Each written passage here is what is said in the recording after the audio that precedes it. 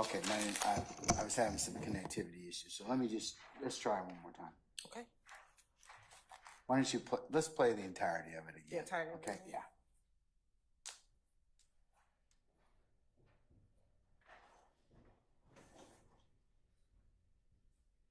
I'll start just a little before at 7:22:14. I ain't feel like, why, you know what I'm saying? But like I said, his sister them told me like, yeah, he called him gay and he was talking bad about him to somebody else. Mm-hmm. So that's where it could have came from. But so he ain't fucking with him at all. Like he went, like he been stopped, but I ain't know, you know. So if you was gay, who you think killed him now? You prime suspect, but move yourself out the equation. Who you think did? I'll probably say that. I'm just saying, like, word on the street is, you've been tried, convicted within the street. Now they said, two of my other partners was locked up for it, but who? They my head and Doc. But they ain't have nothing to do. Who was Doc? Doc locked up. Who was Doc? Clarence. I think that's his name. Cause I stand like a Mexican. Yeah. They saying they did. Out though, ain't he? Yeah, head out. Yeah, head out. They saying they did. You know what I'm saying? They trying to make it like. What do you think? Like, what do you think? What do you think happened? Like, real shit? I think it got something to do with them. I think they did something. They had another beef somewhere else. Cause I been hearing stories like Nuts supposed to ran off on somebody with some. You know what I'm saying? But it just undercover. Right. I'm just on him because I'm with Thug and Birdman, right. And they come back to them. Right. So Nuts supposed to ran off on somebody with some, and some jury. I don't know if they didn't say what it was. It's like he's supposed to ran off on them with something, and Rich Homie Quan supposed to give him $50,000 to meet a new plug. Like Rich Homie Quan told me this out of his mouth. Yeah. Then Rich Homie Quan like he got $25,000 have take killed. It's like from the picture you just showed me. Nah, tell you who just got shot the other night. Oh, in the car over there. Okay. He got $25,000 have take killed. Who did it? This Rich Homie Quan shit. Cause he be telling me. So I'm telling Rich Homie Quan like, but you got these niggas in your house. These same niggas that shooting up my house, bro. Right. Rich Homie Quan like, he like, bro, they just look like that, bro. Like we the same shit. I'm like, but still, bro, you out here hating these niggas this and that. So Rich Homie Quan like, bro, it ain't dead. We the same shit. I just can't turn my back on them.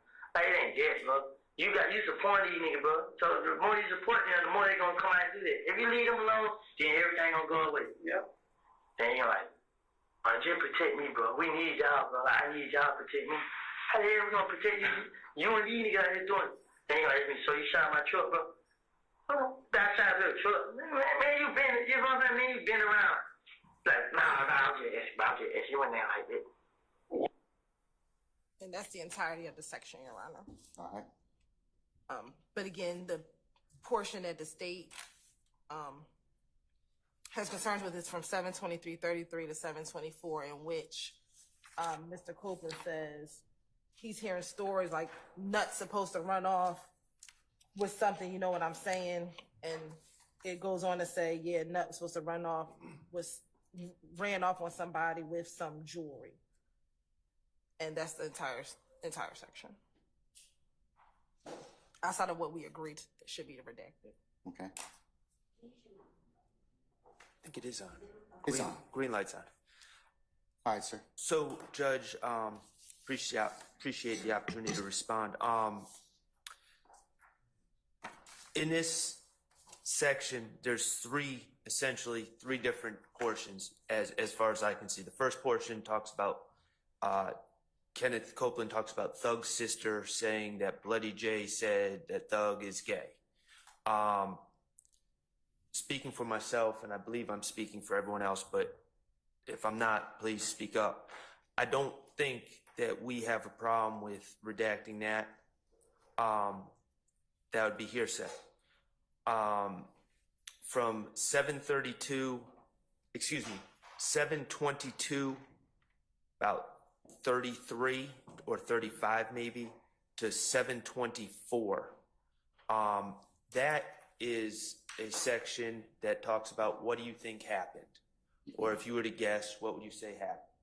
and Mr. Copeland gives various theories, head and doc, and then talks about a theory of that he heard from other people. I concede that he heard it from other people, that Nut ran off with, it sounds like he's talking about drugs, ran off on someone and got himself in trouble. The reason that this is important, it's not for the truth of the matter asserted, as hearsay would be. It's important because the state's theory in this case is that on January 10th, 2015, late at night, Kenneth Copeland went and picked up Demekion Garlington at the McDonald's on Cleveland Avenue. And Demekion Garlington told Kenneth Copeland that it was Shannon Stillwell and Diamante Kendrick and Justin Cobb and Demise McMullen in this car that did the shooting. So according to state's theory, on January 10th, 2015, Mr. Copeland has that knowledge on that date. This interview is 18 days later. Presumably, if that were true, that Kenneth Copeland was given that information on January 10th, when investigator Dennis says, Mr. Copeland, what do you think happened? Presumably, if he was given that information on January 10th, that is when he would say, this is what I think happened. I think Shannon Stillwell and Diamante Kendrick and Justin Cobb and Demise McMullen were in a car and they shot Donovan Thomas, if the state's theory is correct. But Kenneth Copeland did not answer it that way. Instead, he said, well, Doc and Head, they may have done it, but I really don't think they did it. And I think it had something to do with Donovan Thomas running off with some money on, a bad drug deal. And that's what I've been hearing. So it's not for the truth of the matter asserted. It's impeachment of Kenneth Copeland to show that his story that he was told on January 10th is not accurate. In Mr. Copeland's version he gave on January 10th. Well, he didn't give it on January 10th.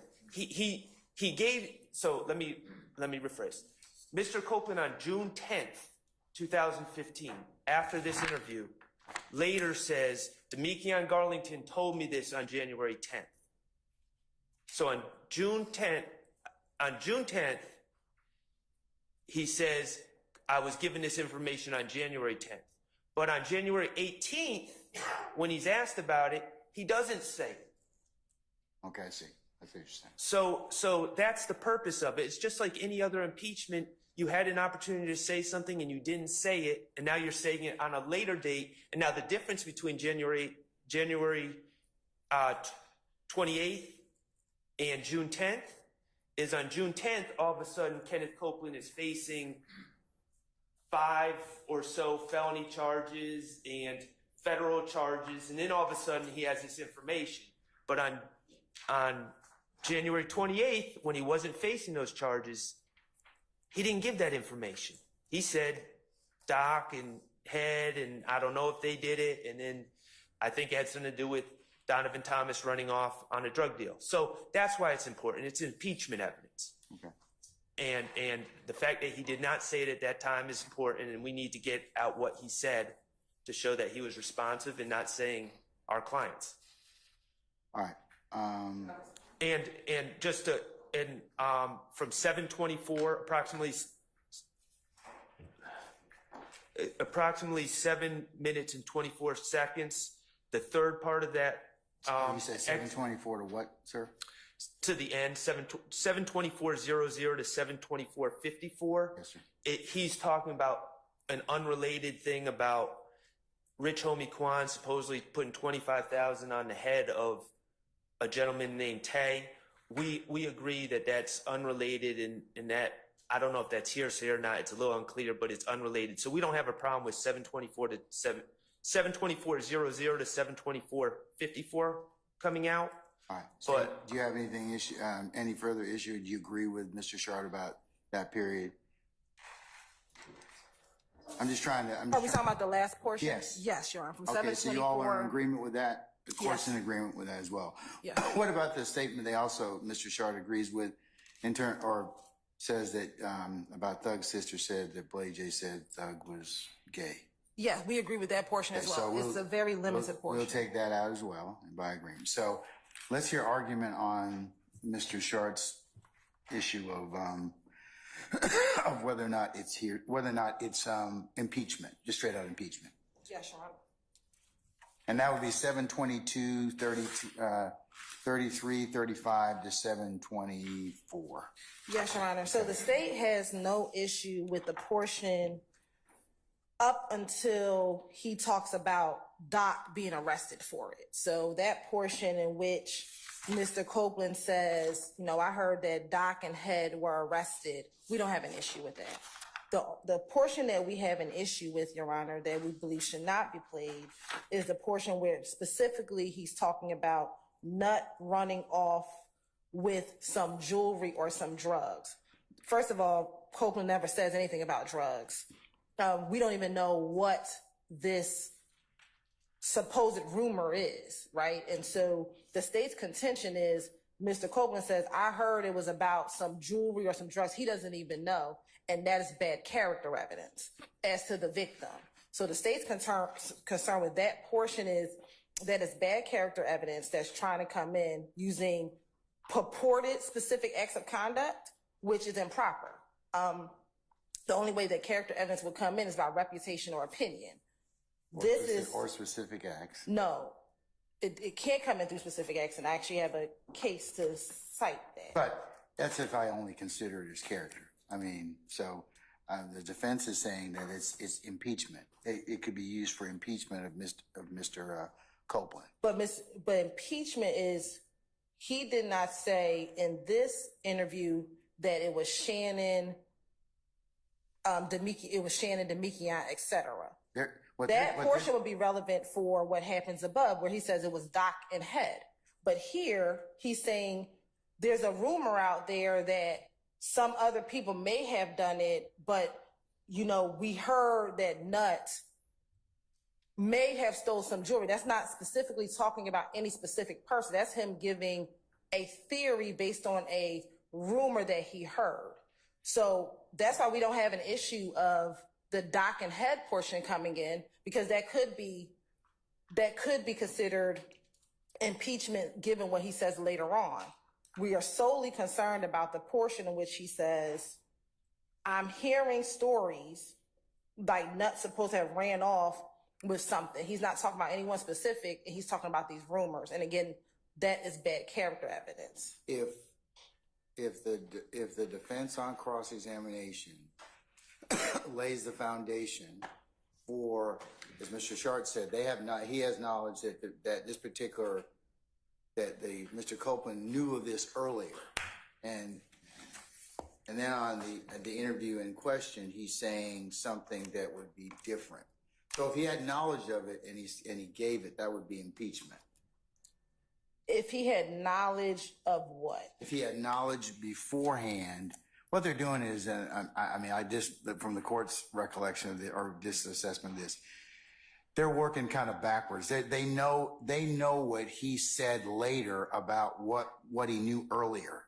So that's where the impeachment's coming in. They have a good faith basis to ask him about that. Mr. Sharp, I'm sorry to interrupt you and Mr. Steele, but is that kind of what you're trying to get at? Absolutely. All right. If he had knowledge of it on January 10th, that was his time to say it. He didn't say it, so that suggests to us that he's making it up on June 10th. But what is the it? Because the fact of... He's making up, what exactly is he making up that's relative to this particular section? He's making up... This particular section of 732-33 to 724. On June 10th, he is asserting that he has knowledge of this, and he's had knowledge since January 10th. And he's asserting that his knowledge is that the four gentlemen in the car, who the four gentlemen in the car was. And if he had knowledge on January 10th... Why didn't he say it on the 18th? Why didn't he say it on the 18th? Okay. But you're right, I think, let me Or be... the 28th. The 28th, I should say. And let me be clear, the section that we're talking about, the conversation about Doc and head is in this same section. So in the same section between 723:33 and 724, he talks about dock and head, which we agree should come in. In that same section, he also now talks about this rumor of Donovan Thomas stealing some items. That does not directly talk about who killed him.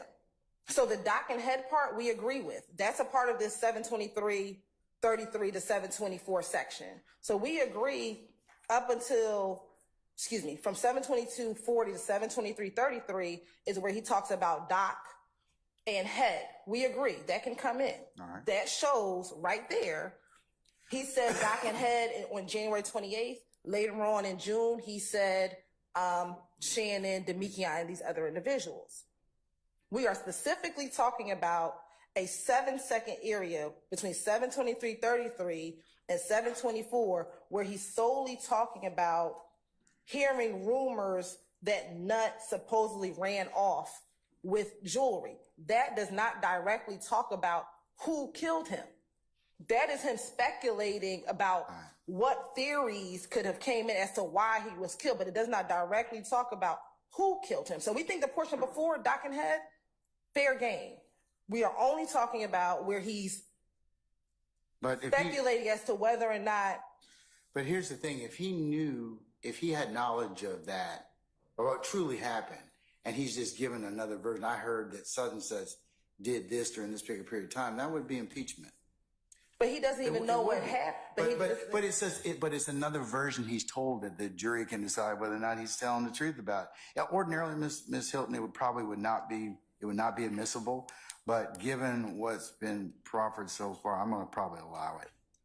So, assuming a foundation's laid as to that. But what I've heard so far would indicate that yes, it's another version of what Mr. Copeland may or may not have said. So I'll allow it over your objection. So can we we're going to get rid of the things the sister said about Blade J. And we're also going to get rid of the 72400 to 72454, the unrelated 25,000. Yes. Okay. All right. Was that it, Mr. Sharp? For that one. For that one.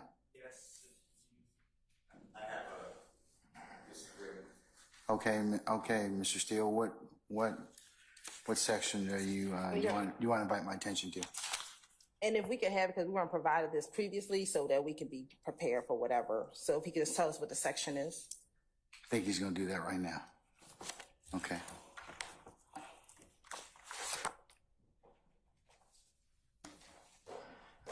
So I don't agree that these statements get played at all again. So I know what you're doing, but it's over objection because I don't believe it's a prior and consistent statement. Okay, so you're disagreeing with Mr. Shard about that. You're saying you don't want him played at all. Right. Okay, all right.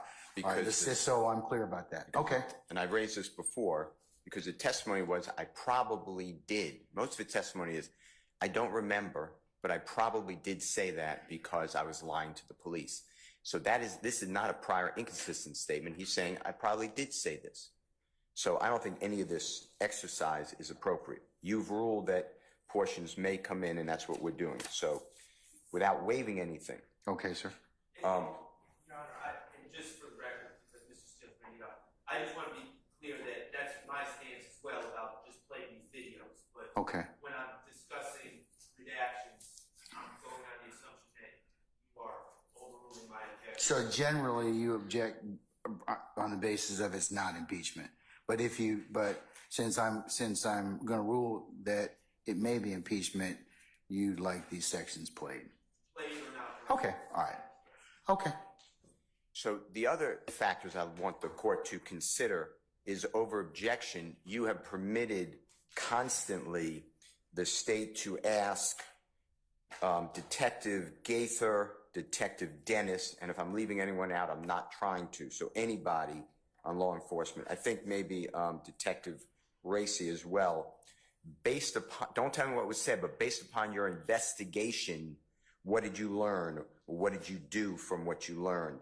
And did you corroborate that? And I don't know I have no idea where this information came from. And I've asked the court, and I said it's a confrontation clause issue. You've denied it. I have no reports on who they spoke to gather the information that they are now putting to the jury that YSL is a criminal street gang. With Detective Gaither over objection, YSL and the people here are all involved in a criminal street gang, which is the ultimate issue. With that being said, this is a good example of how, and I want to play it for the jury, of how law enforcement gets their information. I want the jurors to be able to see that it's Detective, in this case, Gaither and Detective Dennis. It's the 28th day of January 2015, and they ask, what did you think? Who did you think killed Nutt? And then all this conversation flows from that question that the state is trying to keep out, including that Mr. Thomas stole from someone. I'm not using it for bad character. Mr. Thomas' bad character is already in evidence. The state brought up that he is the head of a criminal or leader of a criminal street gang. So under 403, which is 24-4-403, it's really specious to say, oh, well, he stole from someone, so that's his character. In addition to that, I disagree respectfully with Mr. Shart. And I want the false allegation that was made that Rich Homie Kwan put a contract to kill someone for $25,000 up front and then $50,000 thereafter, because it shows another person falsely accused by Mr. Copeland. And if you listen to the whole thing, I think it was cut off, Mr. Copeland says that he actually spoke with Rich Homie Kwan to kind of be the intermediary and to diffuse that situation.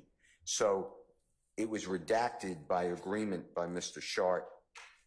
This court accepted that, and I am objecting to it because I intend to cross-examine this witness, and if he doesn't remember, I'm going to play that portion. And because I'm not saying, and I'll make it clear to Mr. Copeland, I disagree that Rich Homie Kwan, he's a gentleman. I disagree that he committed any type of offense, but this is the exact statement that Mr. Copeland levels against Mr. Williams, that Mr. Williams put a contract out on Mr. Copeland's life, which is untrue as well. So Okay. I'm disagreeing. And those times, if you need them, you already removed them. I think it's no. It's subject to further argument since you made your issue. So I'm gonna hear them. I'll hear it again. I'll make a decision on it. But those are my. So Okay. I'm not trying to use it for character. I'm not using it for of the alleged victim. I'm not using it for of the victim, the deceased. I'm not using it for any type of I didn't know and it's totally speculative. I'm saying that's how the police did their investigation, that the court through the prosecution has already poisoned the jury with this, word on the street. We did this. We corroborate. Here's how we do it. The person self-admits, or we get information. We corroborate. I think that all should never have come into evidence. And this is a perfect example to show how baseless the prosecution cases against Mr. Williams and the other, and how the detectives have not done a proper investigation. So that's why I wanted it. What do you think happened? Here it is, and I want the whole flow. That's what I'm saying. Okay, so let me see if I can get the sum and substance of your argument. Are you saying that particular section of 724.00 to 724.54, that shows another version of the story that Mr. Copeland may have advanced? And Okay. that this is how law enforcement gets their information. This happens to be recorded, but they are out there saying, and I don't know who they spoke with to say, and you let it in over objection. We did investigation. Then don't tell me what the investigation was. The prosecution will come back with, just tell me based upon your investigation under CIAK versus state, you relied on, and one other case that I can't remember right now. But you relied on 2 cases, and I disagreed with the analysis, but that's the rule of your court. So we went forward, but I want to show the jurors now how the police did this investigation, and it's preposterous because all this is a lie. Everything Mr. Copeland said is a lie, yet they're using him as a primary witness against Mr. Williams and others. Okay. I mean, I understand what you're saying. I believe that case does indicate that depending upon, since the investigation is an issue that, so I'll hear it again, okay? All right. Can I hear 72400 to 72454, please?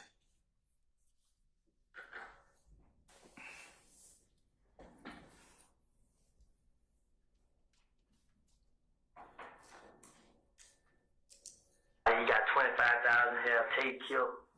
It's like from the picture you just showed me? Nah, tell you who just got shot the other night. Oh, in the car over there. Okay. He got 25,000 here, take killed. Who did? Just reach on the corner shit. Cause he was telling me. So I'm telling reach on the corner like, bro, you got these niggas in your house. These same niggas that shut up my house, bro. Right. Reach on the corner like, he like, bro, they just look like that, bro. He like, we the same shit. I'm like, but still, bro, you right here helping these niggas this and that.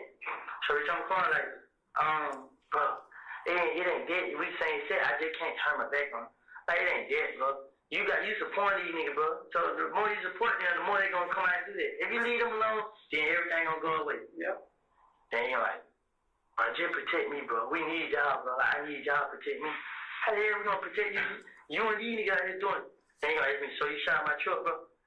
Oh, that shot your truck. Man, you been, you know what I'm saying? Man, you been around. Like, nah, I'm just asking. You went there like that. What did he have the 25 on the dude Tay here on? Say, Tay Daddy got shot. Hey, we talking about it's barbershop. Just like how they say my name, on Bankhead they say Tay name.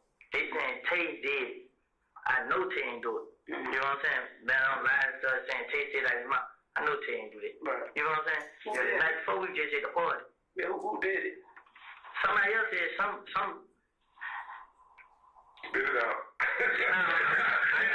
didn't know the name. You know what I'm saying? But it's supposed to be some nigga that had money over there. You know what I'm saying? Niggas over there got money. No, I'm talking about Bankhead. A lot of niggas on Bankhead got money. That's why when I started thinking, I couldn't think of the name, but this nigga supposed to have paid somebody on Johnson Road, one of them streets over there, to do it. Mm-hmm. You know what I'm saying? To kill him and retaliate, to get that Quan? Or to target his daddy? Like, the same day, we like, I was in the street, I seen Quan crying. I'm like, what's wrong, bro? He need to try to kill my dad. You know what I'm saying? But him and Tate been having problems. Right. So that's why he think it's Tate. Right. Him going through it, him and Tate murder each other. But he don't even know they Tate. Right. How y'all have a problem? But Tate messed with school, but and they feel like they retaliation. Man, it ain't. But like, I couldn't say him because no matter how many times I tried to speak up for Tate, he did. Right. So like, man, y'all tripping, man. So that's what that was about the other day. I called Tate, you know. I was gonna hesitate, but I had Tate put up on me like probably like Friday or Thursday or Friday. Tate pulled out like, hey, bro, bitch, I'm calling that 25,000 on your head. Why so much? He's scared of Tate. Yeah. He real scared. He's scared of Tate. So I tell Tate, I'm like, bro, he trying to face my damn. Rich on the corner supposed to go and kill her. You know what I'm saying? So I heard.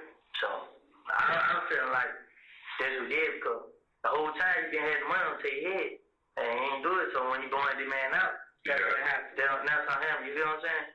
But I ain't talked to Tate. So I don't know how it happened. I don't know what happened. But I know Tate wasn't messing with nobody. Tate started doing whatever he was doing. He just ran around and he trying to be a rapper. Right. So I what did he drive? Huh? What did he drive? A gold Charger. So Kelly knocked him off? Certain words. That's basically the word. Yeah, like they saying it's $75,000 heat out on kill hit. From who? Some in Pink City, Fort Worth. What's the name? And somebody was money. All right.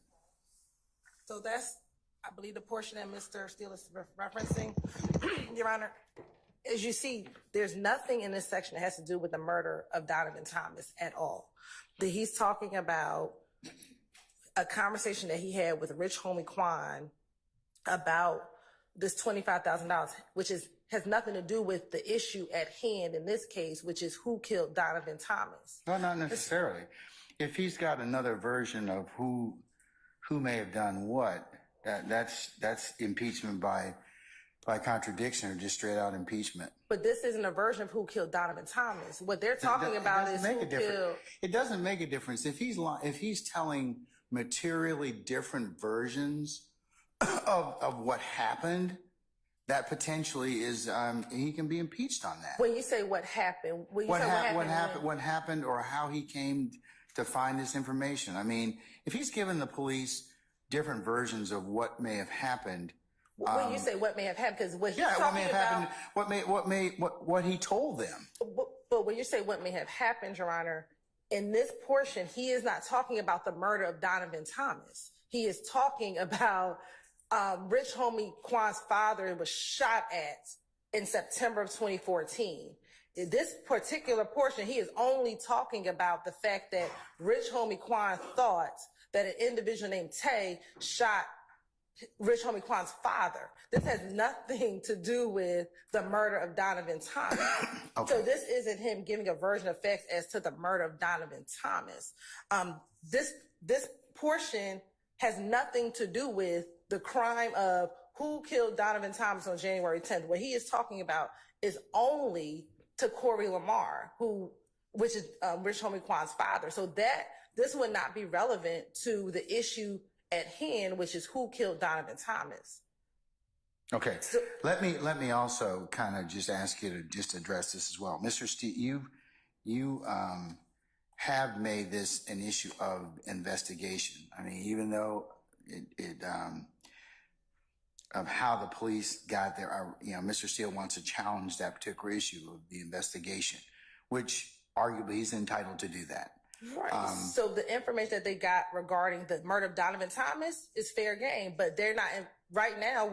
They're getting information about what could potentially be a separate crime, which is not the investigation of Corey Lamar. That's what they're talking about in this section. Now, if he wants to talk about what Kenneth Copeland told them about the murder of Donovan Thomas and their investigation as related to the murder of Donovan Thomas, then he can talk about whatever they did in these interviews regarding whether or not they followed up, whether or not they got the information, they did nothing with it.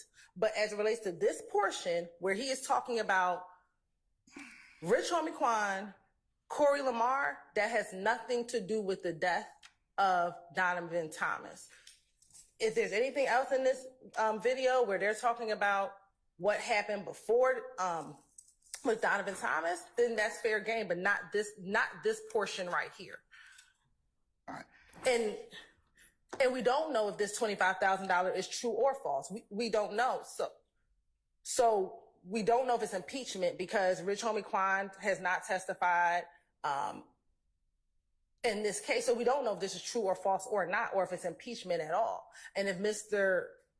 Steele on cross-examination goes into a line of questioning, that's something he may decide to do. But here, as the state's case, we're not going to inject any error in this case by playing a non-relevant portion regarding the death of Donovan Thomas, because this does not have anything to do with the death of Donovan Thomas. This section right here.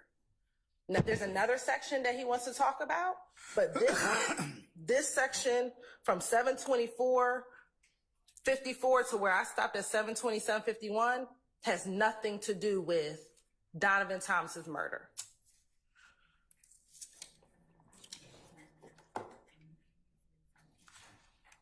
All right, Madam, I'm going to let Mr. Steele respond. Sir?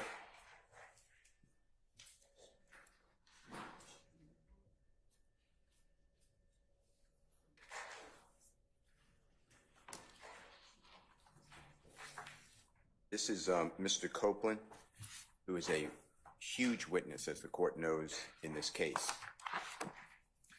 And he is lying, my word, to law enforcement about Rich Homie Quan conducting a murder for hire. The state wants to say, well, that's irrelevant because it's a murder for hire of a different person, Tay, T-A-Y.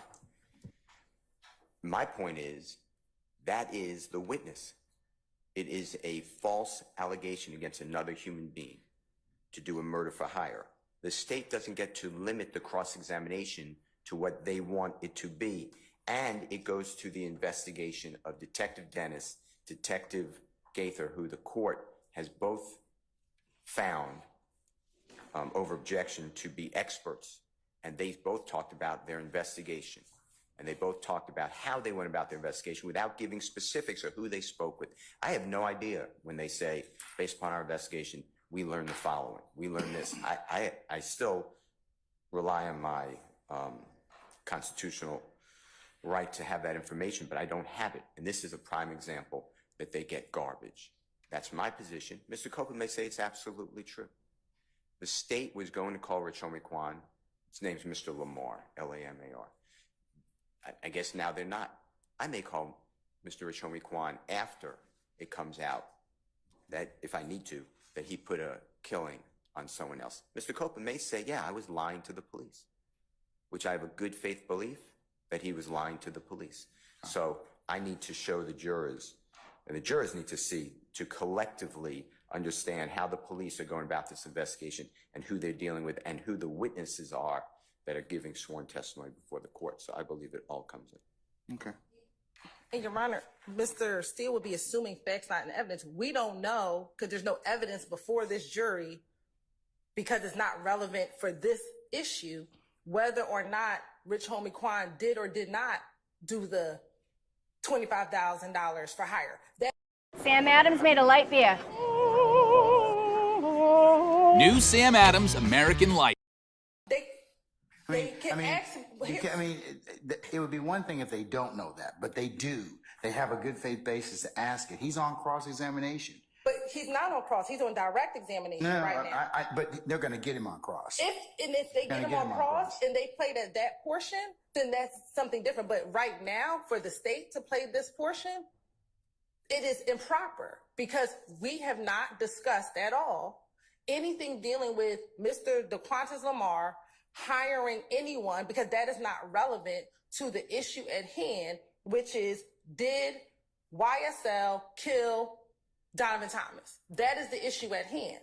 What happened with Corey Lamar and DeQuantis Lamar is not before this jury. So therefore, at this juncture on direct examination, there's no evidence one way or the other regarding Corey Lamar because it's not relevant. If they ask him questions on direct and over our objection, the court lets it in, then that's a different conversation on cross-examination. But right now, there's no relevant evidence regarding what happened between DeQuantis Lamar, an individual named Tay, and Corey Lamar. It would be improper because there's no evidence before this jury regarding those three individuals and any type of murder for hire. I got you. Okay.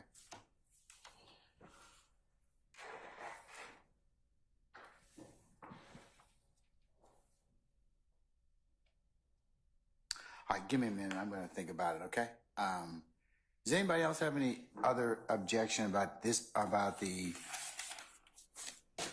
particular segment, which is segment 4, that hasn't been heard as of yet?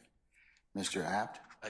Just the Harvey rule and joining Mr. Steele and Mr. Shart's objections.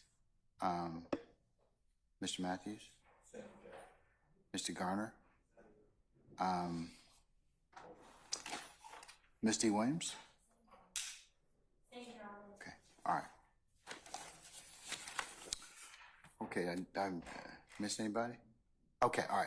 Give me 5 minutes, and then we'll take a comfort break, and I'll come back and let you know, okay? You're right, just very quickly, the state does not intend to play them. Now, if they choose to on cross, but these are our redactions that we have propounded. This should not come in, and so we're going to object. I mean, the state would not play this portion. If they choose to, we would object at that particular portion.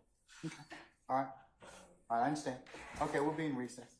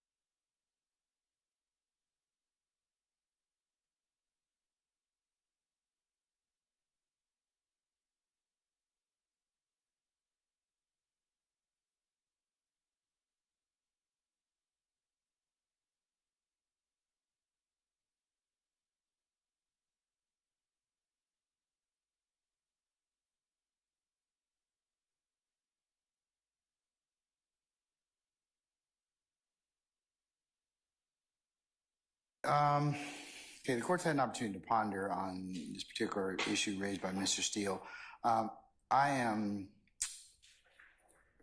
not going to include the portion from 724.00 to 724.54 in direct.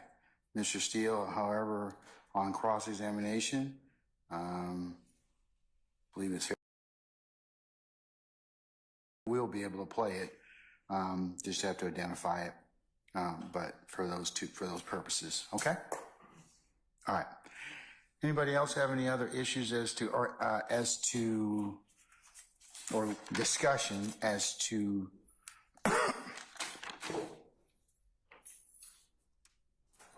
four? And four again was 722.16 to 724. We'll State, you can go ahead and start working on those edits, okay? Yeah. All right. All right, let's cover the next period of contention. That's number 9. What does number 9 go from? And again, Your Honor, I want to orient that the list that we're going through now is what the state intends not to play. In section number 9, these are areas in which the defense wants to play. And can you tell me first what areas you're not contending to play, and then I can ask the defendants, or if you've got those, which areas the defendants want to play? So we are not intending to play 748.10. 748.10 through 749.30. through 749.30. Yes, that's the next. And so we will not play it. We believe it's bad character of the victim. Again, I will play that portion for the court. And we will be objecting for the defense to play that portion when they get Mr. Copeland on cross-examination. So you don't want to play it during your examination, Mr. Copeland. Is that what you're saying?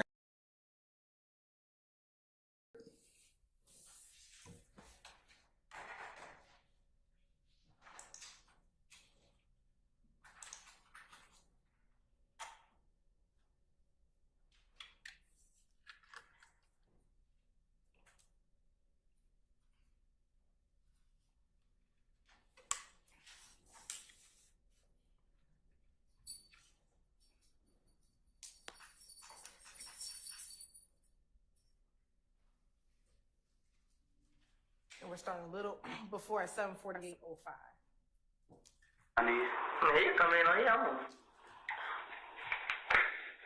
Hey, say, what you know about not having anybody else locked up? I mean, I'm clean, but I don't know too much about it. What about the boy in Auburn? Who, Scooter. I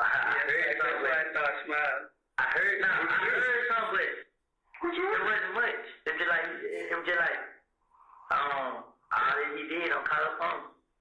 Somebody had him killed. That's all I heard. All the Scooter did. But he robbed folks. Yeah, like, I ain't said, but he's always, like, he's paranoid. Yeah. But I ain't know what he was doing. Right. You know what I'm saying? But he was paranoid when he used to come to the jail. He be like, so I gotta go. Yeah. But everybody just come out of the weed and hit the deal. What the hell wrong with this nigga? Yeah. Everybody painted him as a saint now. Huh? Everybody painted that as a saint. Like, yeah, like it's like people don't like me now. Like, I'm like, college girl. It be that trade, I'm like. It is. Some girl, like, it's damn.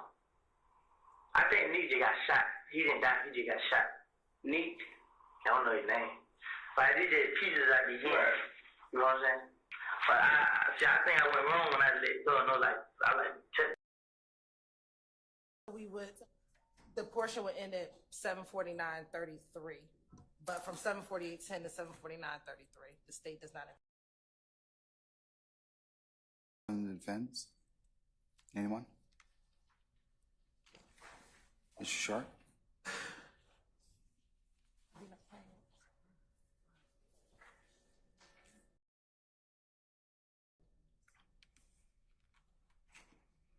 Your Honor, we don't have any reliable transcripts from this, so I'm going off of my notes. It wasn't clear to me from what was just played, but what I believe what leads into this, Investigator Dennis asking what he knows about not getting people knocked off. And that's what leads into the scooter conversation. We believe that this is relevant because, not for the truth of the matter asserted, state of mind. Mr. Steele, in opening, strongly suggested at least that Kenneth Copeland is the real killer.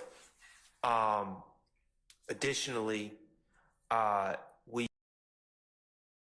Kenneth Copeland we've received Brady information. He was lying to investigators for years about this, but he's acknowledged that he in fact stole Thomas, known as Nut, stole a chain, a phone, belongings from Mr. Thomas at some point. Mr. Copeland also says in his statements that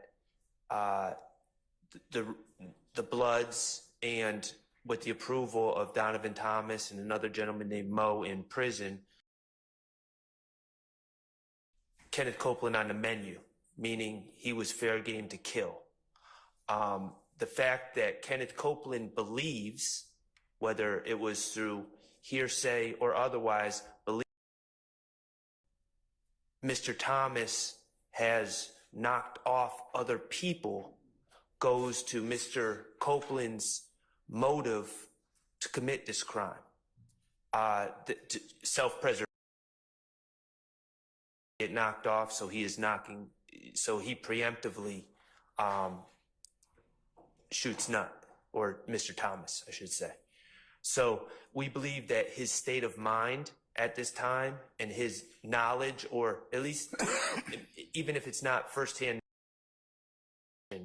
his belief that Mr. Thomas is capable of ordering people's deaths is relevant in this case.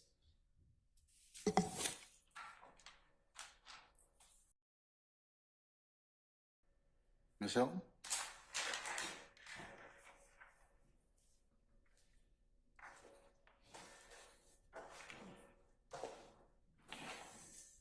Your Honor, there's no good faith basis that Kenneth Copeland murdered Donovan Thomas. Your Honor, a couple things that Mr. Shard said address. One, in the interviews that Mr. Copeland had with law enforcement, beginning from January 11th all the way to June 10th, one, he has consistently said that he was not near the murder scene at the time of the murder. The phone records support the fact that Mr. at the time of the murder. And when Mr. Copeland talks about the issues that he had during this time period, he has repeatedly said in all of the interviews with Nut.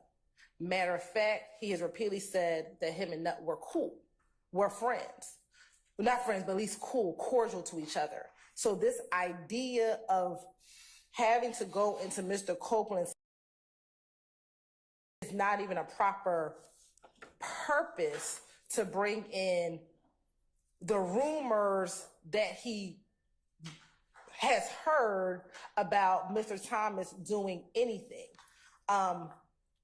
They're trying to get in backhandedly, did it defense, in which, one, they would have to affirmatively state that one of these defendants did it. Right now, they're saying they weren't there, they were nowhere near the crime scene, that this did not occur. So there's no evidence And he cannot argue that Copeland is the person who did it when there is no evidence to support that assertion. There's none. Well, doesn't Detective Dennis in this particular interview say that, hey, that you might have done? Does not say that. What you heard him say in that last person is that's what the rumor says. That is what the rumor is, that you did it. And that is what was happening. There was hence why Kenneth Copeland's home was getting shot up multiple times. But there was no evidence, because what Kenneth Copeland says to all the police, every interview is, this is where my day was. Girlfriend's house. From my girlfriend's house, I went to Mechanicsville. Then I got the phone call from Demikion. I went down to McDonald's. And when I went to McDonald's, I picked up Little D.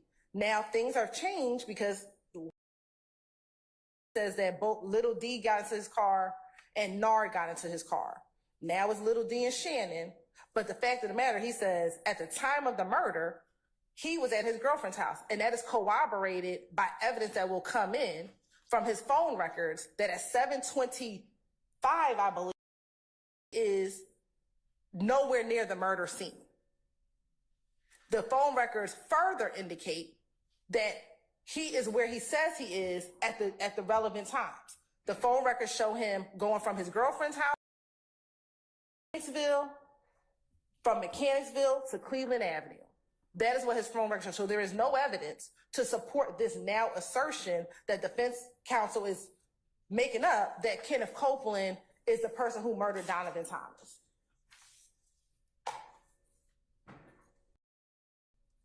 And they have no evidence that Copeland did that, so legally they cannot argue or even suggest this to the jury.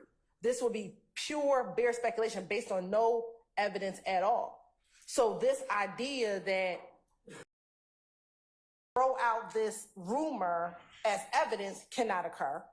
Secondly, that now we're going to go into his state of mind to show that Kenneth Copeland would have a reason to kill Mr. Thomas isn't true, because there's no evidence to support that.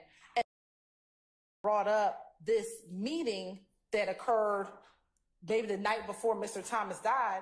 And what Mr. Copeland says is, I don't think Nut was at that meeting. He never puts Nut at that meeting. He says Mo was on the phone call. Jay was at the meeting. He said someone said Nut might be, but I don't think Nut was there. So at no point in time was Nut a part of the meeting that they're trying to bring forth to the court, that some way, somehow, Nut had a hit out on him. That isn't true. All right. I disagree with some facts. I respectfully disagree with some facts that Ms. Hilton just put out there. First of all, regarding... I wasn't finished. Okay. Thank you. Okay. Okay. All right. Yes, sir. Thank you. All right. So additionally, Your Honor, they're trying to bring in, again, bad character of the victim, and it's only admissible if the defendants are saying that they did it and that were justified in doing it, know about some specific acts that they did, that the victim did. Here, they're saying that they didn't do it. They don't know who did it. They weren't even around when it happened. So they can't bring in any bad character of the victim. They're not even claiming that they committed the crime. So it would be improper to bring in any bad character of the victim. And that's 24-405, and I have a case, if you can pass me that case. Which will be Muhammad v. State, MOHAMUD v. State 297, Georgia 532,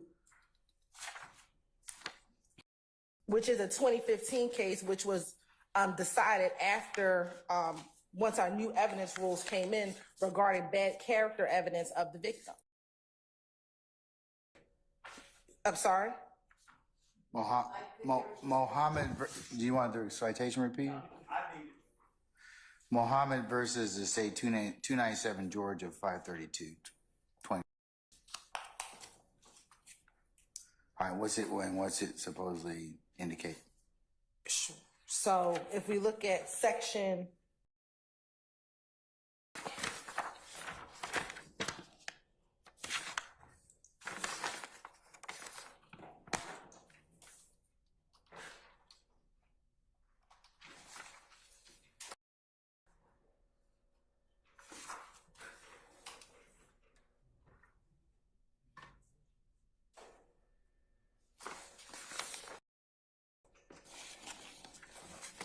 So in section or division 3 of the opinion, I'm gonna get to it.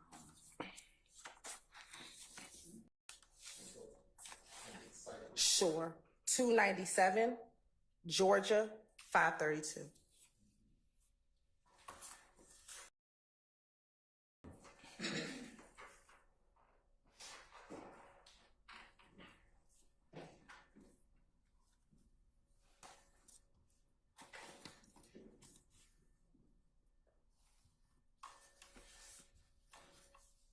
All right, so, all right, I'm in section 2 and 3. What Yeah, so section? You said section 3, right? section 3, Your Honor. Sorry.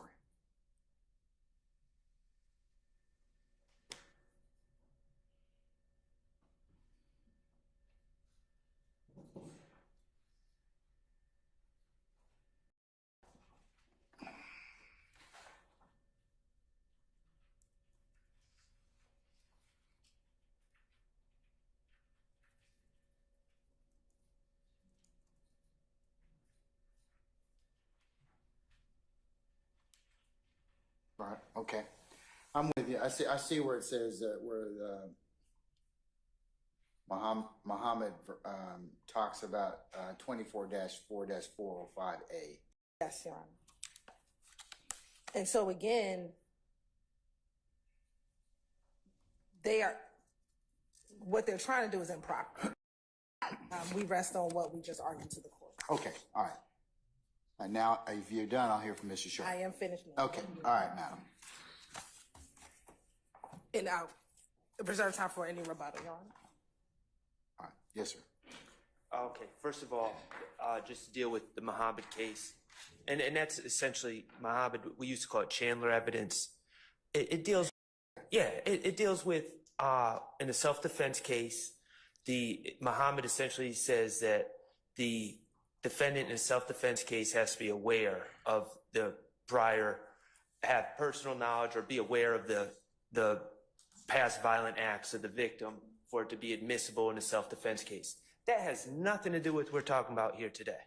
It has absolutely nothing. They want to cite to a case that deals with a completely different area of the law and then base it on, well, because it doesn't fit this, therefore it's not admissible. We're not talking about self-defense. We're not talking about our client's knowledge of Kenneth or of Donovan Thomas's prior violent acts. We're talking about Kenneth Copeland and his knowledge of Donovan Thomas's violent propensities. Let me just talk with you about Muhammad. Muhammad indicates that under 405 that generally it makes a distinction from forth in Chandler before the new evidence code took effect. So they're saying now in all proceedings where evidence of character or trait of a person is admissible, proof shall be made by testimony as reputation or by testimony in the form of opinion. So therefore, as a general rule, the character evidence of a victim is limited to reputation or opinion, not specific bad acts.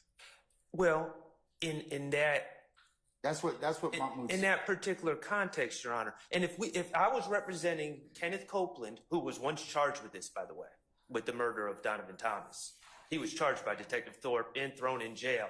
So to suggest that we have no evidence, well, the state actually did charge him with the murder. So, but if I was representing Kenneth Copeland, I would be arguing that Kenneth Copeland had personal, and it was a self-defense case. Muhammad would be on point, and we would be duking it out. But I don't represent Kenneth Copeland. I'm not saying it's a self-defense case. Muhammad has nothing to do with this. This has to do with the state of mind of Kenneth Copeland as another person who was charged with this murder and his potential knowledge of what he was into by running afoul of Donovan Thomas. Now, a couple things that I disagree with what the state said. State said that Kenneth Copeland said Donovan Thomas was not at the meeting. My recollection of the statement, I just went over it. Initially, he said he wasn't, that Donovan Thomas wasn't present at the meeting. And then he said, no, I think Donovan Thomas was there. He does say Bloody Jay was there. He says Mo was on the phone. But he also puts Donovan Thomas there. Secondly, the idea that the phone records show he was in a different part of Atlanta. Kenneth Copeland's statement puts him at the Green Store, which is maybe 300 yards, 250 yards from the scene of this shooting. Okay? So we're acting like, oh, well, and we know how cell phone records or cell tower data works, and the exact time, and obviously it goes by towers. So my understanding of the cell phone records, and I'm sure we're going to hear expert testimony on it, is it's not nearly clear cut like the state says it is. But Mr. Copeland's own statement puts him at the Green Store. So, which is right there. So, and Your Honor, the other thing is the state can say, oh, well, there's no evidence because Kenneth Copeland repeatedly said he had no issue with Donovan Thomas. Well, on my client's behalf, I guess we had no issue with Donovan Thomas. So I guess the case is just dismissed based on what we say. I mean, that's not really how it works. He said he had no issue with Donovan Thomas. And since those statements were made, he's actually clarified and said, no, I was actually lying when I said all that. And in fact, I stole from Donovan Thomas. And the state handed that over to their credit as Brady material. So, you know, just because an individual says I'm not a suspect doesn't mean they're not a suspect. Can I ask you a question? Just to address the elephant in the room. Did you say earlier that you did represent Mr. Copeland earlier in these proceedings? Or? No. I was saying hypothetically. Okay, all right, okay. I was saying hypothetically. I just want to make sure. Okay. If I was representing Kenneth Copeland on. Okay, all right. Because you did say that he was charged with a murder, and he was charged with a murder. All right. Enough said. Done. Yeah. All right. Okay. No elephant in the room. Thank you. Okay. All right. Okay. No, I want to make sure. All right. Yes, sir. Okay. Anything else? Yes, Your Honor. Mr. Short, anything else? I'm sorry. No, Your Honor. In terms of this. Okay. All right. All right, sir. All right, madam. So, first thing regarding Mr. Copeland being charged, were the arrest warrants taken out? Yes. However, when the case came to the district attorney's office and we investigated the case, we did not indict him given the evidence that was presented before us. So Mr. Copeland has never been indicted for the murder of Donovan Thomas. Second, Your Honor, looking at 244405A, what the defense is asking you to do meets no exception. And they have not brought to you any case law that says the state of mind of another individual that they are claiming killed someone with no evidence can come in. Like, they have not presented any case law, because this is what they're asking you to do. They're asking you to bring in evidence of the state of mind of someone who they think killed Donovan Thomas with no evidence that that person killed Donovan Thomas. If they have some case law to say that the law allows that, we would like to see it. But according to 244-405, what they're asking you to do meets none of the exceptions in how character evidence of a victim can come in. Okay. All right. Anyone else have any argument on this particular section? Mr. Steele or anybody else? All right, sir. Go ahead.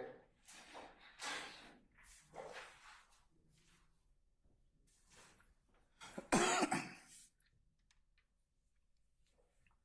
was the lawyer in Mr. Muhammad versus State of Georgia, and I agree with Mr. Shart. It's not on point here. in this issue, the prosecution keeps saying that there's no evidence that Mr. Copeland killed Mr. Thomas, yet on 4 occasions on the short direct that we had already, the state asked Mr. Copeland whether he killed Mr. Thomas. The jurors don't have to accept his answer. The state has put that ball well in motion. In addition to that, to say that phone records clear Mr. Copeland, phone records are totally going to be in debate, and it's up to the jury, and to say that the state cleared Mr. Copeland and therefore he's not, he's truly not involved in any wrongdoing is preposterous. That's again up to the jury. Mr. Thomas's character is already put in issue. The state did that. They called him the leader of a gang through Detective Gaither and through Detective Dennis. So to now try to close that door when they opened it is inappropriate. And to say that there's no good faith belief, the state sent an email the court was included on where they say that Mr. Copeland said that there's a video with him included. I believe him included. If I'm wrong, I have to refresh my memory. Saying that he killed Mr. Thomas. And the state's asking for the defense to give them the video, which I'm not going to give to them until I use it. If I choose to use it in my case on cross. So, you know, I don't understand there's no good faith. So with all that being said, you then go into what is the real relevance of this? And it's the same thing that the court that I argued earlier, and the court seemingly agreed. It's how the police did their investigation. Detective Dennis said, and I quote, to Mr. Copeland, we just heard it, you are the prime suspect, but pull yourself out of the equation. That's how we got here. That's how this prime witness got to be the prime witness. He is making up statements against Mr. Williams and others. And I believe that everything that he said based upon his lies, I'm not saying Mr. Thomas had anyone killed or put a hit on anyone. It's the same thing as Rich Homie Quan. It's another false allegation by Mr. Copeland. The jurors get to see, because I'm asserting that Mr. Copeland made false allegations against Mr. Williams and others. So that's why I believe that it's relevant. And the state shouldn't be able to just say to the court, well, we are God, and we decide that Mr. Copeland had nothing to do with it, therefore these statements don't come in. That is for the jury to determine. All right.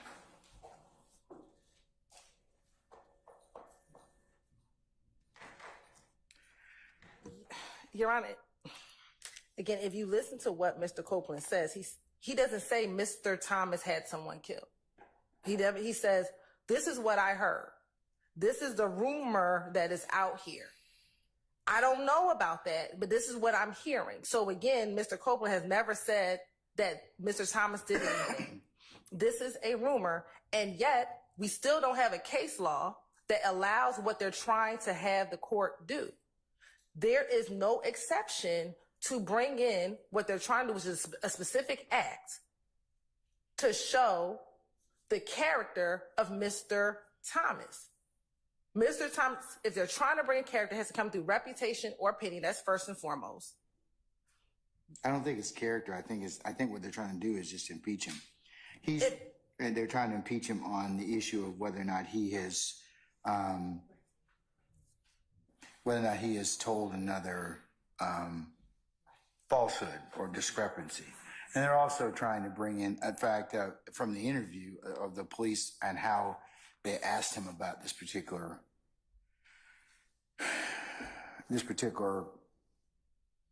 person.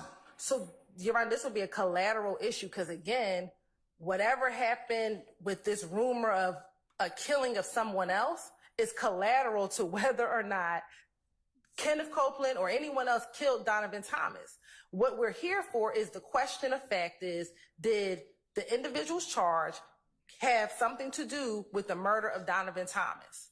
What they are asking for you to bring in is Mr. Copeland talking to police about a rumor he heard in the street. Again, if they're trying to impeach him on a collateral issue, that's a collateral matter, and it's not allowed. And there is no evidence one way or the other, again, before this jury to even impeach him on that particular portion of his interview. Play it again, please, ma'am. Sure. I want you to play 748,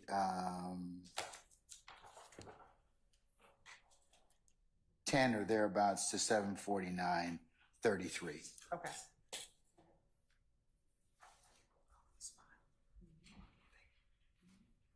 I'm going to start a little bit earlier at 7:48:06. All right. Hey, say, what you know about Nut having anybody else not though? I mean, I'm clean, but I don't know too much about it. What about the boy on Auburn? Who, Scooter. I heard something, but it wasn't much. It was just like, all that he did on California. Somebody had him killed. That's all I heard. All the Scooter did. Because he was robbing folks. But when he was coming to the jail, like he paranoid. Yeah. But I ain't know what he was doing. Right. You know what I'm saying? But he was paranoid when he was coming to the jail. He was like, so I gotta go. Yeah. But everybody they come out of the weed and hit the jail. What the hell wrong with me? Yeah. Everybody painting him as a saint now. Huh? Everybody painting Nut as a saint. Like, yeah, it's like people don't like me now. But I'm like, college girl. This bitch that trade, I'm like, it is like, who the dude on Cleveland you was talking about? Some girl, like, damn. I think Neek just got shot. He didn't die, he just got shot. Neek? I don't know his name. But these just pieces out the head. You know what I'm saying? But I think I went. So, Your Honor, like he says here, it's just pieces I be hearing. He never said that Nut did anything. And when it came to talking about the individual by the name of Scooter, he said all that he did talking about Scooter came up on him, and we heard that someone had him killed. He's not talking about Mr. Thomas. He's not talking about him at all. What he's saying, whatever Scooter has done in his past caught up to him and got him killed.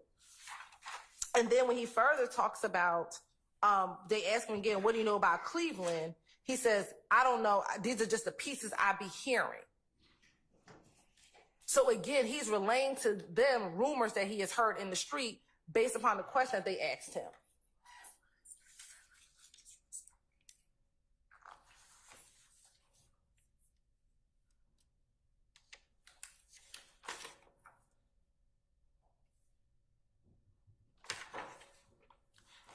And looking at Carlson's on impeachment by contradiction, where it says a witness may be impeached by contradiction in several ways.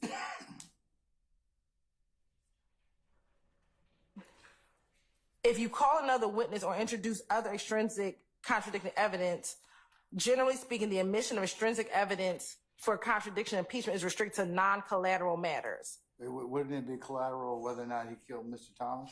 No, Your Honor. But you all asked about that on direct. You all asked about that on direct, okay? That's a material matter. That's not a collateral matter. But listen, Your Honor, what they asked him is, do you know about Nut knocking anyone else off? That has nothing to do with whether Kenneth Copeland killed Donovan Thomas. They're asking him, do you know about any other people he done killed that he might have killed? And he's saying, I don't know much about that. So he says, your boy on Cleveland. He said, I don't know too much about that. And then they asked him, what about the boy on Auburn? And he says, Scooter. And then he says, all he did, meaning Scooter, came up on him and someone had him killed. He's not talking about Mr. Thomas. He doesn't know who had him killed. Then further, when they go back to Cleveland Avenue and they're asking again about the Cleveland Avenue thing, he says, I'm just hearing pieces of it. I don't know. So at no point does Mr. Copeland says, I know Donovan Thomas did this or this. He's saying these are the rumors that I hear. So again, they're not trying to bring this in for Mr. Copeland's state of mind. They want to bring it in to show bad character. And that is collateral to, did these individuals killed Donovan Thomas, and did Kenneth Copeland say something contradictory to what these individuals killing Donovan Thomas? Okay. All right, ma'am. Okay. Your Honor, if we wanted to bring it for bad character, there's a lot more low-hanging fruit that we'd be aiming at. And furthermore, the state, regarding character, the state has asked people about him buying haircuts and what kind of guy he is. Mr. Thomas, about buying haircuts and what kind of guy he is. And, oh, he was a great guy. You know, he'd show up and we'd also start smoking marijuana and everyone would be happy. And I don't know if that impressed the jury, but the intent was, oh, he's a great guy. So character has been placed at issue, but we're not going after character. Whether Mr. Copeland killed Donovan Thomas is clearly material. Mr. Copeland's motive to kill Donovan Thomas is clearly material. We have to remember, Mr. Copeland has stolen from Donovan Thomas. Mr. Copeland has been put on the menu, quote unquote, at a meeting a couple days before where Mr. Donovan Thomas and his associates were present. So now to say that Mr. Copeland's belief and or knowledge, whether it's through hearsay, through rumors or whatever, his belief that Mr. Thomas follows through, of course that's relevant. Of course that's relevant. Again, he's saying he does not know if he did it. I think we'd be in the same predicament even if he said, I know this happened, but he says, I don't know what happened. I have no idea. And yet they want to bring in the state of mind of Mr. Copeland. Okay, let's not talk about state of mind. I think it comes in just for impeachment, okay? State of mind is, I haven't heard any case law in that respect, but impeachment?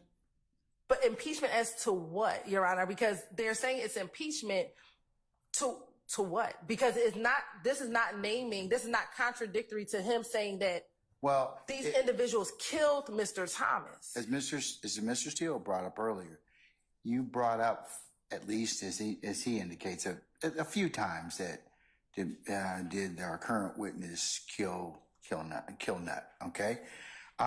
Whether or not that's true or not, you know, if there's a foundation for that to be asked, they can ask it. Right, but what they're trying to get into is whether or not Mr. Thomas killed someone. That's not impeachment to that question. What Mr. Thomas may or may not have done does not directly impeach the question of Mr. Copeland did not kill Donovan Thomas. So that's why I'm trying to ask, what is the impeachment? I got you. Mr. Short, do you have any case law, since you're saying it's state of mind or anything like that? I understand what Mr. Steele's saying, and that may be...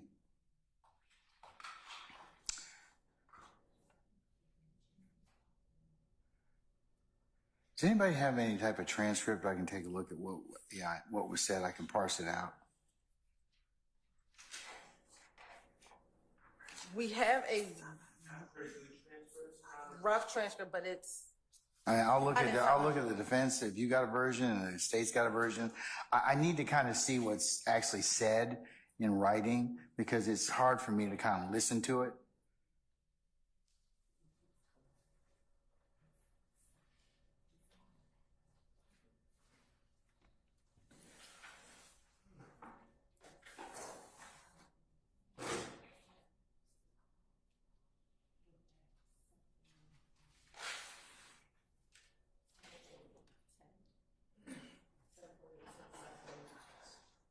Your Honor, I can resend I believe the court may have a copy of it, but I'll resend it to you. What do you mean? In this ubiquitous Dropbox that I No. never accessed? No, we emailed it when we emailed the redactions, but I'll re-forward it to you, Your Honor. As long as you re-forward it to, please re-forward it to everyone. So, We can give you a copy of the one of this. Can I see it? Yes. Ms. Knight, do me a favor and show that to Mr. Sharp, please. And Mr. Sharp, do you have a version you'd like for me to look at? I'm trying to find it. We have different timestamps for the time based on different videos, so I'm working on that. Excuse me.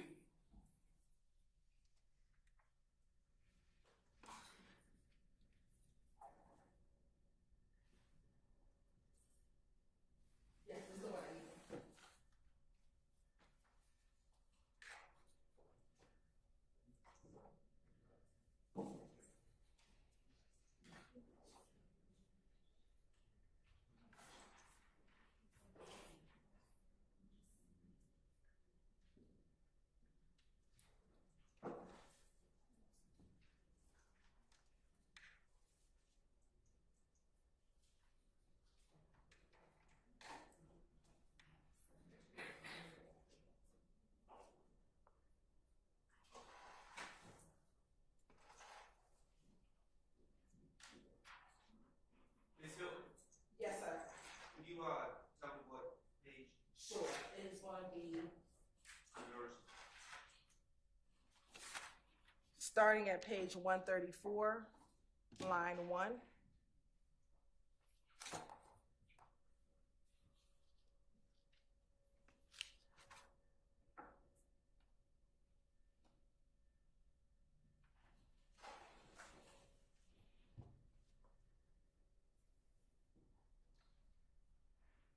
Through 137, line 7.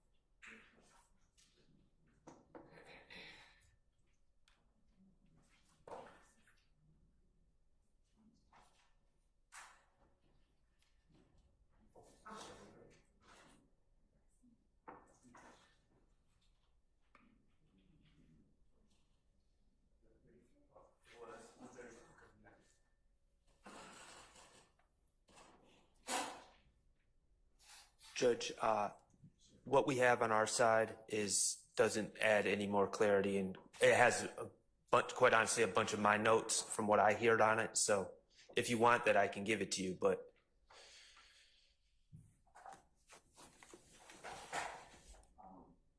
I don't want to look at your work product necessarily. I just want to kind of want to look at, Both transcripts have a lot of unintelligible.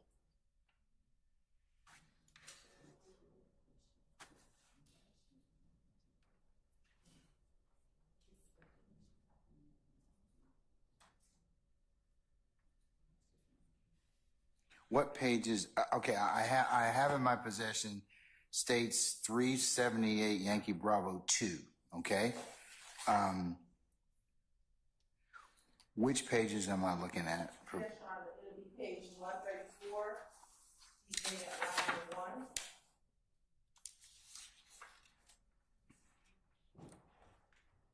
Going through page 137, line 7.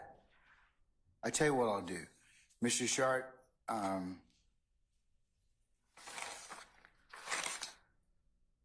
you said it goes from 134 line 1 to 137 line 7. All right, Mr. Shart, what I'm going to do is I'm going to listen to this. I'm going to listen to it. I'm going to follow the transcript, and then I'm going to take your copy. I'm going to listen to it again and follow it again.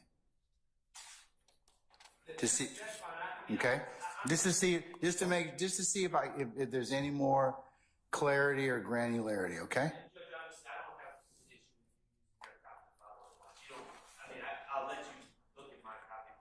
Only if you want me to.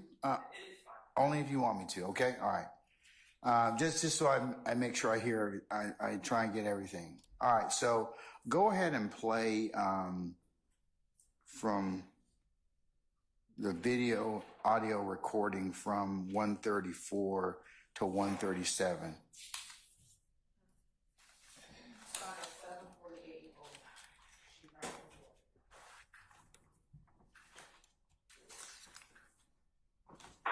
Hey, tell you, what you know about not having anybody else not though?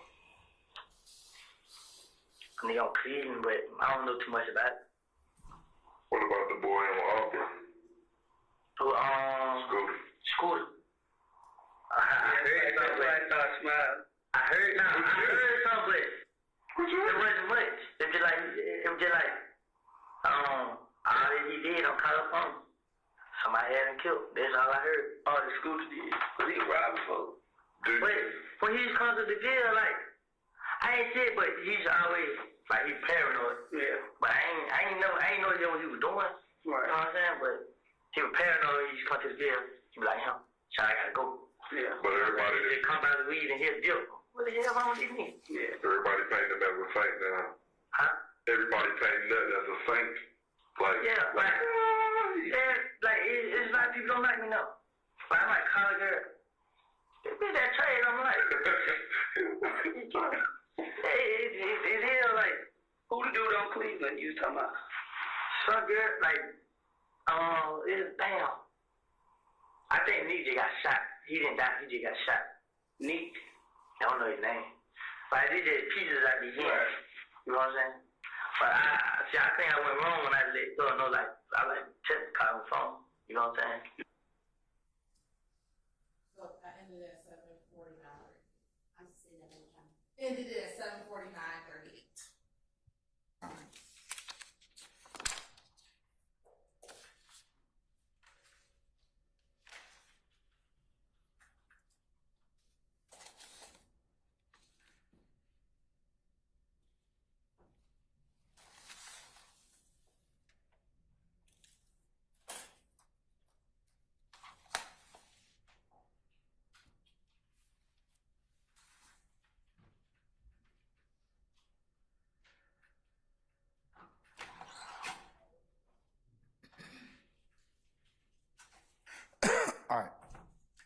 Much like the court's determination on 4, the state's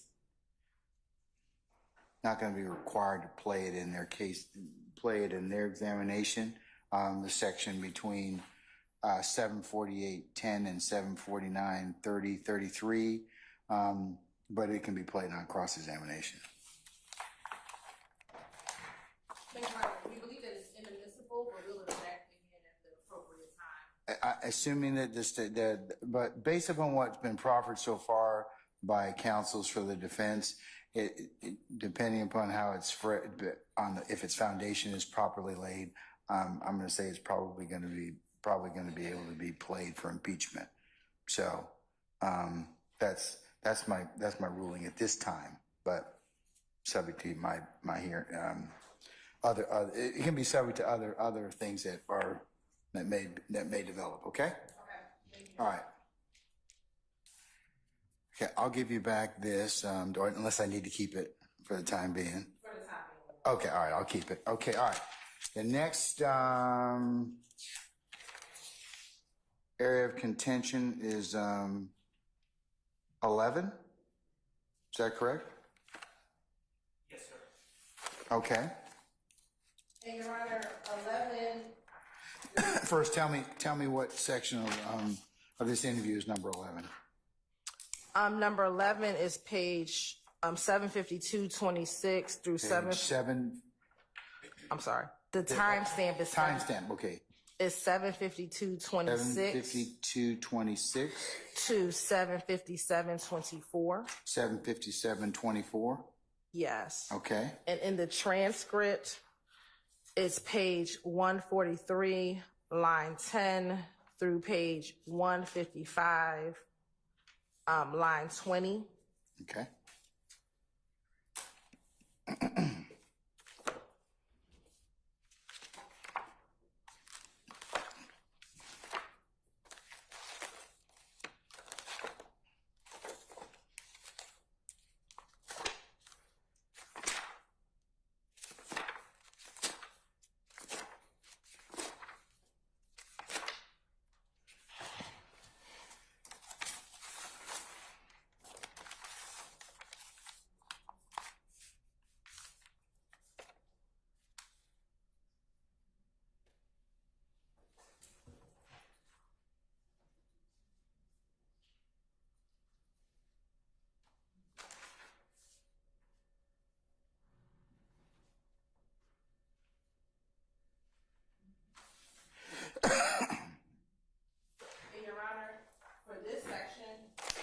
This is section Mr. Shard and I talked about yesterday. We will pay this entire section except for 754.40 through 754.40 through 756.33. And the reason why we do not want to play that section is Mr. Copeland tells the police where his family lives across like the city, and we don't think that that portion is relevant. But other than that, we would play everything else except for the section where she's talking about where his family lives. Is it they give addresses or do they give just generalized areas? Both. I mean, some he gives specific addresses, some it's generalized areas, but it's not relevant where his family stays. Mr. Sharp? Could we just play that 2-minute section just to make sure we're all on the same page? I do not want to play that out loud, so if they want to play it themselves, but I do not want, my whole purpose of not wanting to play this so that it doesn't get publicized. Can you all let me hear it? Sure, I have some earphones.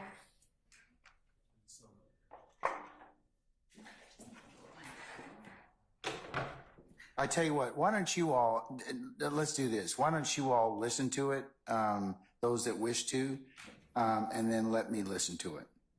And then we can have further discussion if necessary. If you all agree that it's, then I may not need to listen to it. So I'll let you all kind of work that out.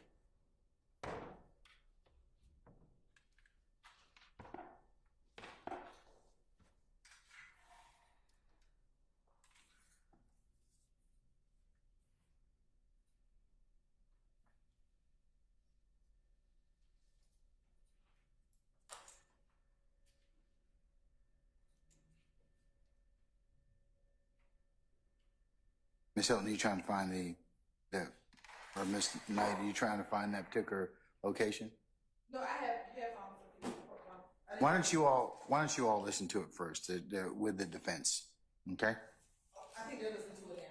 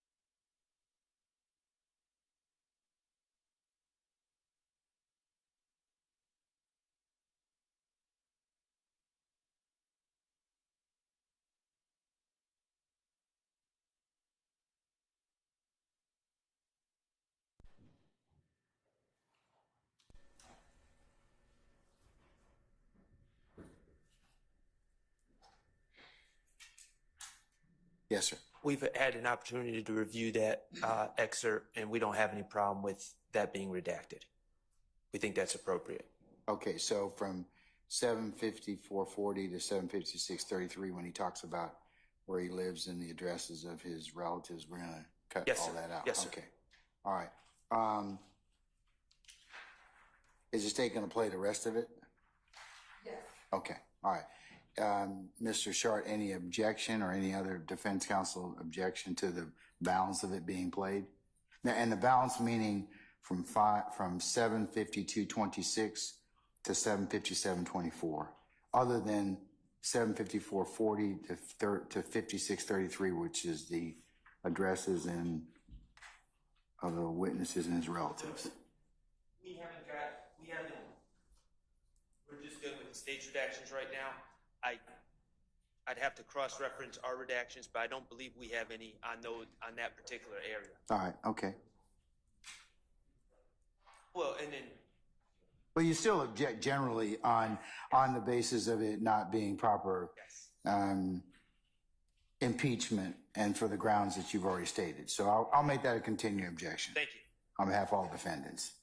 Okay, any other, can we move to,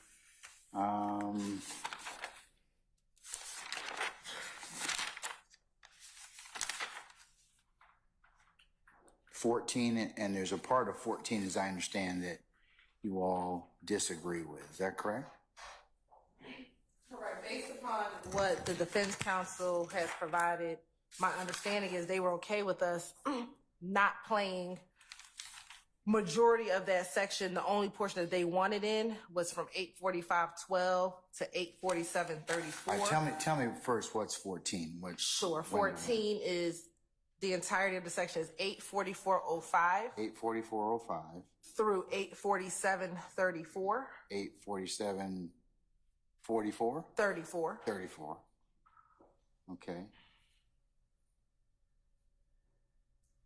And the defense wants to play 845.12 845.12 through 847.34. through 847.34. Yes.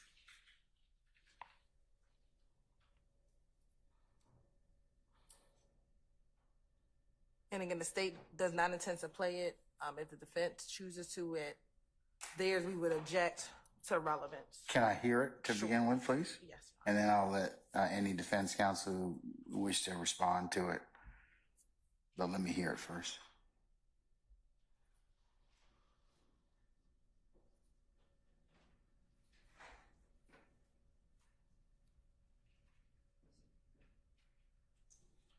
I'm just going to start at 844, Your Honor. Man, so you come around, there's a lot of playing going on. Everybody's playing Russian. We got Yeah. He not gay as in. gay. Yeah, but he gets it with drag queen, so yeah, he gets. He what? Yeah. But not too many people don't know. Stop for a second. That happens over at Thug House. Yeah. Can you tell me what transcript references? Sure. So this is going to be page 242, line 22.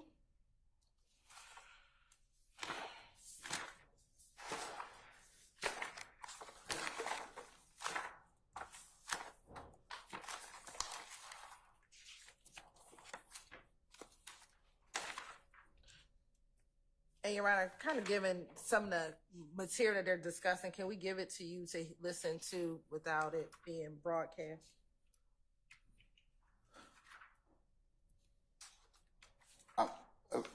First, give me the rest of the transcript. Sure, I'm sorry. 242, line 22 to which? Through page 247, line 1.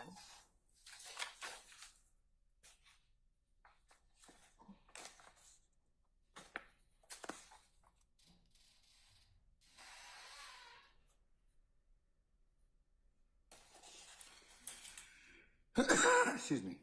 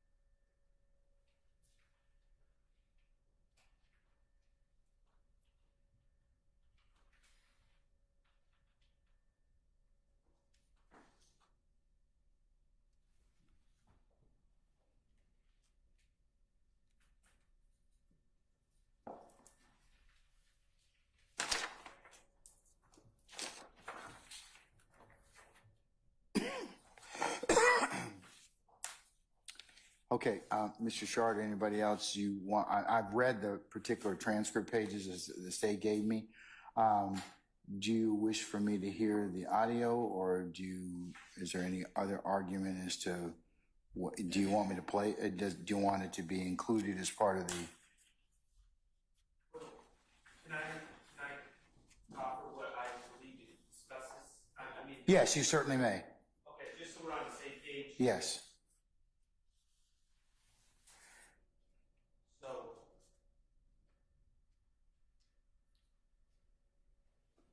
This entirety is 844.05 to 847.34. It's kind of three different discussions. First is about the sexual proclivities of Mr. Winfrey. We agree, we would concur that that does not come in. And Your Honor, that's going to be from page 244, line 3. I'm sorry, let me go back.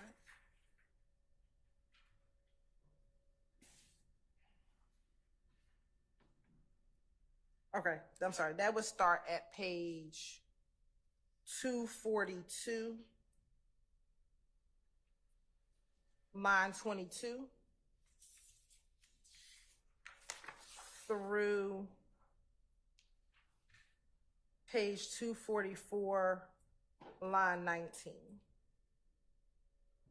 So you all are in agreement that that particular part is not going to be played? Yes, sir. Or will be excised? Yes, sir. And I'm sorry, I apologize. Page 244 to line 6. Not line 19? Not line 19, but line 6. All right. Okay. And what's the second part, Mr. It's the investigator Dennis continues to ask Mr. Copeland about the sexual proclivities of Mr. Brian Williams, who has also been referred to as Birdman. That's the second part. And then the third part. Hold on one second. Yep. Yes, Your Honor.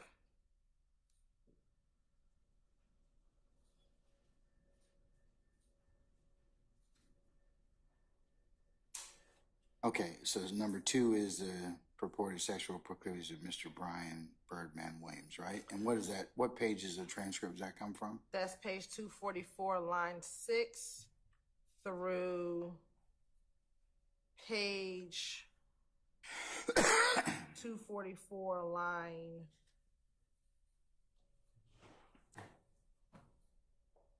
22.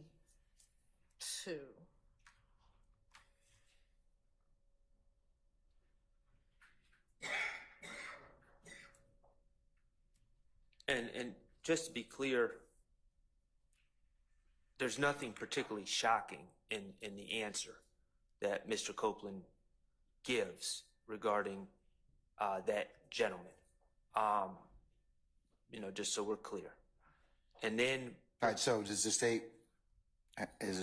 Do you wish for it to be? I do, because it adds context to what comes next, which is the third part is the sexual proclivities of Mr. Jeffery Williams. And well, I thought we talked about that already. I thought that was about Mr. Winfrey, the first Mr. part. Winfrey.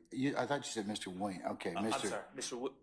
Winfrey was the first Winfrey part. is the first part. Yes, that sir. is from page 242, line 22 to 244, line 6. So it's Mr. Winfrey, not Mr. Williams. Correct. Okay, all right. So the third section is now the sexual proclivities of who?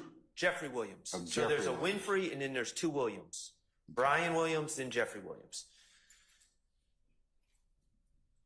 And Is he talking about one or the other or both? the first part he's talking about after Winfrey, they talk about Birdman. Okay, yes. Nothing particularly shocking is revealed. I know we're not playing this, but I feel the need to say that nothing shocking is revealed. And then after that, which again adds context to getting to Mr. Jeffrey Williams, and Investigator Dennis seems to be very interested if Mr. Jeffrey Williams is gay. And it leads to Mr. Copeland explaining that Mr. Williams is not gay, is definitely not gay, why he feels Mr. Williams is not gay, but more importantly, I mean, I'm not really interested in sexuality in and of itself, but what Mr. Investigator Dennis is asking, well, he wears a dress, he, wears these skinny clothes, and Mr. Copeland indicates that it's marketing. It's all about marketing. And he does these things to get attention and further his career, which we think is very relevant in this case. It's been one of the central themes that and I'm speaking on behalf of the defense here, but this has been one of the central themes of Mr. Steele's defense. And, the state has brought in many different videos that they say show Mr. Williams doing certain things, and the response has been, well, he's instructed to do certain things. That doesn't mean that's his true self. And this is another example of Mr. Williams dressing in certain ways, doing certain things. And this isn't me saying this. I'm not the one here drawing connections between wearing a dress and sexuality and all that. Let me just be clear. That's Investigator Dennis doing that. He's saying, well, you're saying he's not gay, he's wearing a dress, and then Mr. Copeland says, well, the reason he does that is for marketing. It's to get attention. And so we think that's very relevant, and so we would ask that those parts come in. It's different from Mr. Winfrey, because Mr. Winfrey's not a rapper. Or at least not a well-known rapper. So Mr. Winfrey, and Mr. Winfrey's section are actually talking about actual sex acts as opposed to the portrayal you give to the public. So you're not in disagreement that should be out. That talking about Mr. Winfrey. Winfrey out. Okay, but you do want to be the section played in regards to Mr. Brian Birdman Williams. Is that what you're saying? Correct, because it adds context, and he's a performer as well. And you also want to play the discussion about Mr. Williams. Jeffrey Williams. Jeffrey Williams. Yes, sir. And what transcript pages are those, madam? For Mr. Williams. Jeffrey Williams, yes, ma'am. Yes, it's going to be page 245. Page 245. Line 1 through page 246.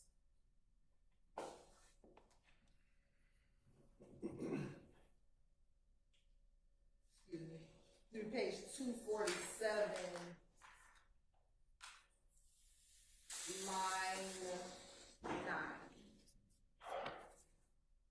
All right.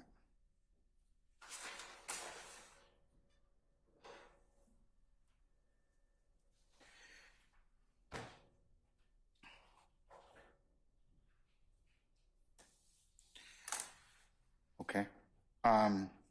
Anybody else wish to be heard? Mr. Steele, anybody? I would like that to be played for those reasons.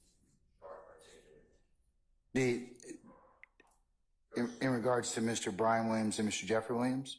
Yes, it goes to my defense. The state was allowed to get in Mr. Williams 5 stars, Mr. Williams using blood signs, a child using a blood sign in a music video, Mr. Williams standing with people saying things about sex, money, murder, and all of that is for marketing, and it's discussed there, and the detectives know it.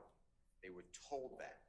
So based upon the way the state has tried the case and saying that what did your investigation reveal, I would want to show that this is what their investigation revealed, and they have ignored it in their testimony before the jury, and that Mr. Copeland is aware of it, and he parlayed that to the prosecution's lead detectives. So I believe that it's relevant. Okay. All right. Ms. Hilton? Yeah, so I guess now that this part of the transcript is true versus the other portion of the transcripts being false. So, Your Honor, what defense counsel is asking to be put into evidence is not relevant. Whether or not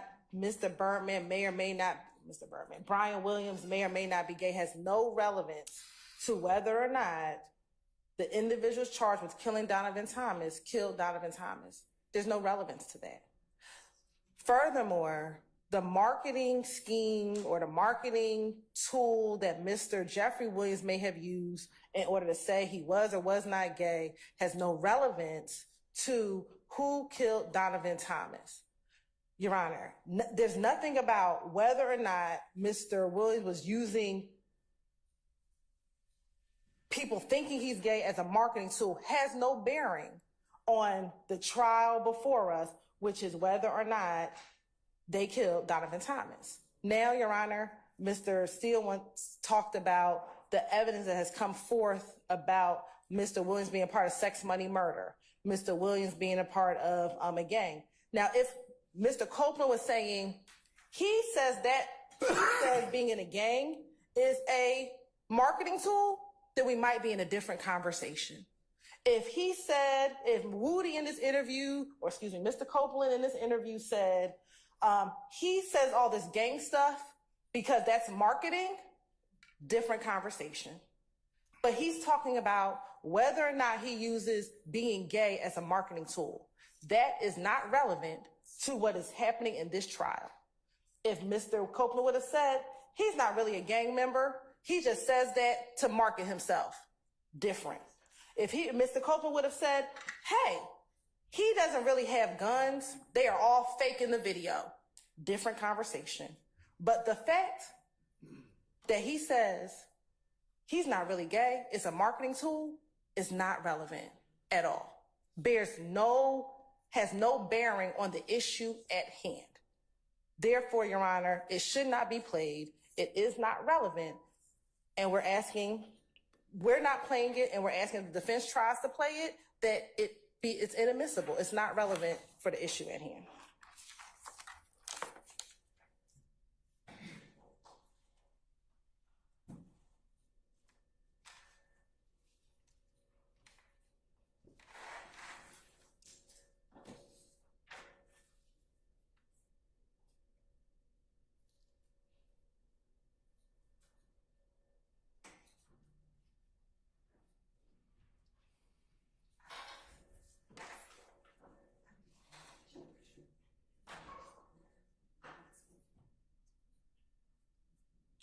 Mr. Steele and Mr. Shard, assuming you can frame the questions correctly, I'll let you ask them on cross.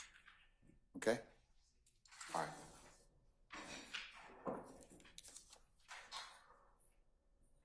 All right, so that's 14.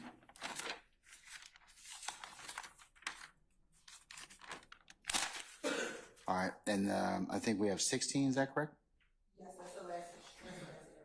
Okay. For the state. Okay, all right.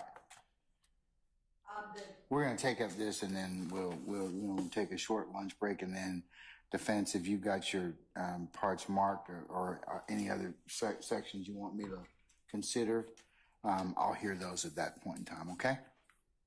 All right. So 16, what's 16 go from? It goes in from 906:37 906:37 through 917:20. through 917:20. Yes, Your Honor. All right. And it's page 274, line 14, through page 291, line 20. Okay. All right. And the defense wants in 907:35 907:35 through 907:40. And also 908:12 through 910:50.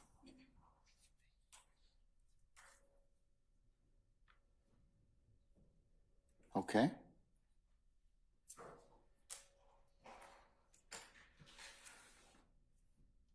All right, so the defense wants in 907:35 through 907:40, and then 908:12 through 910:50. Is that correct? Yes. All right.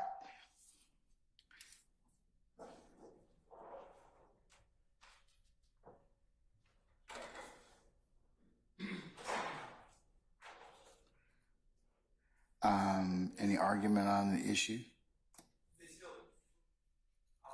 Can I just make a suggestion? Sure.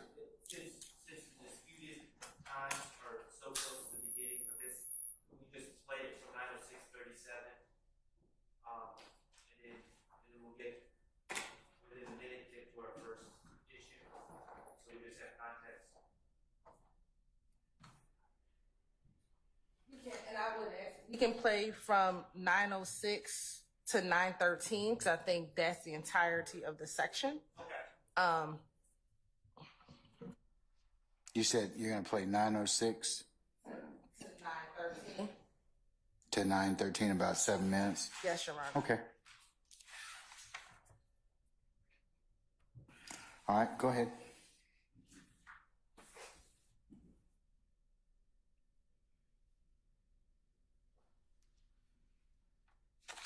And you said that starts at page 274? Yes, Your Honor.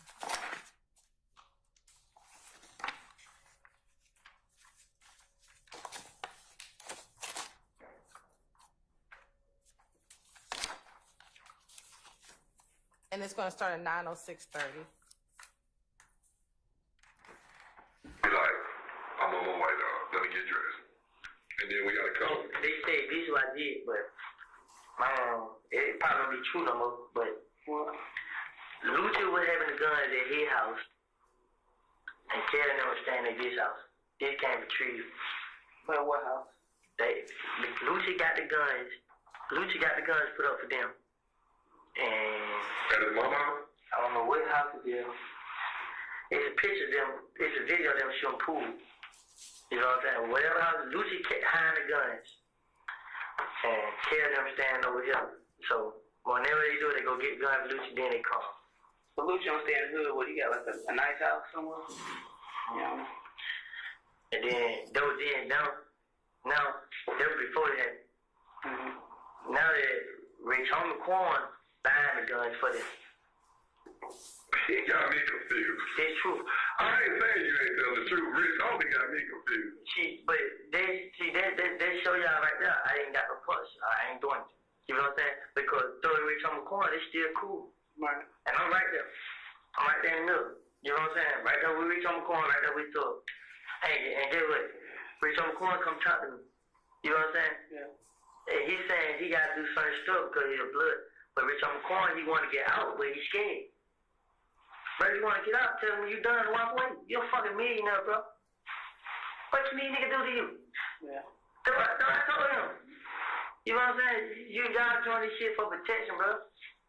You gotta stop on your own. And that's what I told him. But what you got to do to get out? You can just walk away? Well, you got that much money, you just walk away? I walk away with no money. But I told him, man, y'all do what y'all gotta do. Fuck y'all. Yeah. Walk right away. You know what I'm saying? What? What y'all mad about? What y'all, you know, now they mad. Ain't no nigga gonna tell me to go do shit I don't want to do. Right. Ain't no nigga gonna run me. I'm not releasing no nigga in jail. Ain't no in hell. So you mom ain't got no say. Ain't nobody got no say. I'm gonna do what I want to do. They nigga can't tell me nothing. So, if you don't want to walk away, deal with it. And that's what he's going to do. He deals with it. He was sitting right there telling me stuff. He on the treadmill. He on the treadmill just running. Yeah. Like he's terrified. Like Rich on the corner is so terrified. Like he was talking, he was so scared. Like what you scared for, bro? You know what I'm saying? Like, man, go throw my brother. And I'm over here with these niggas, you know what I'm saying? He caught in the middle. Like, man, you and Thor doing the show together. Is he safe? You should have seen the shit Rich on going through. He put on Thor's shoes. Like, what the hell? Putting on his shoes. He put on his shoes. Putting his shoes on his foot. He took his shoes off, put Thor's shoes on, and said, well, I like these. Like, he's in Florida. The shit he was doing, like, he he was trying to make Thug feel comfortable with me. Yeah. You know what I'm saying? Like we family. Like, I was turn on you. Like you would have Rich Homie Quan was performing. But all the songs he performed were like his gangster song, like him rapping song like what his song he made, I ain't never been a fuck nigga. He rapped all his song like that. And Thug was in the back. Thug wasn't supposed to perform. But Birdman let Thug perform. So Thug and Rich came out. So they played Thug and Rich Homie Quan. Rich Homie in the front, Thug come to the back. So when Thug first came up, Thug come out of nowhere. And Rich Homie didn't know he was gonna come on stage. Rich Homie didn't know. Rich Homie was like what? Rich Homie like, hey, now you done got real crunk. You heard he Thug, now they rapping all on stage, now you talking about Thug. But he never did it before he seen Thug. Right. You know what I'm saying? So the whole time he's doing it, now Thug on now, he had this and that, no. Then beside that, I'll tell you what I did. When I was just out there performing, like he was walking me through it like that. He was happy to be around Thug. Right. Got outside.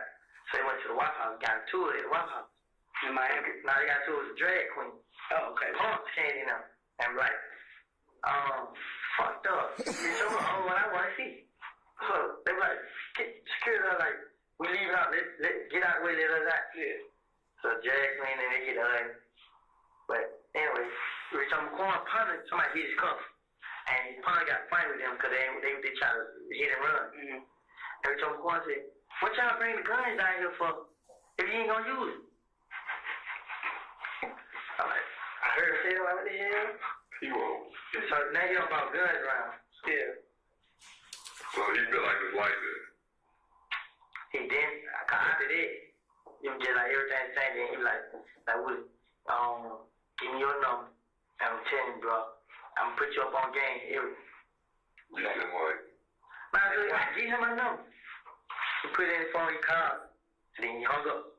When I got my phone, he had on me call from. I'm like, what the hell?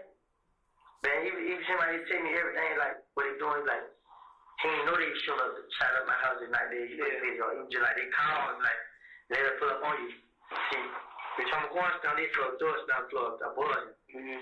And Rich Homie Quan took him in his room, like, in his floor. What the hell? Rich Homie Quan showing up where the door stay? Right, they put them up on you. Yeah, so I'm like, so Rich Homie Quan, he didn't know. Like, man, bro, he's tripping. He was like they want to make him a big homie now. Like, Nut died, and now he step up to the plate. Cool. Rich Homie Quan.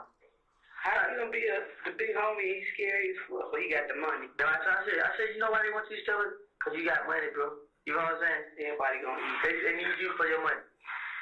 He's like, I know, bro. But he's smart. He's very smart. And you like, I'm smarter than that, though, bro. Basically, he's saying, you need me for protection. So who you need protected by, bro? Ain't got a problem with nobody. Ain't nobody studying you. I heard Greedy was next in line.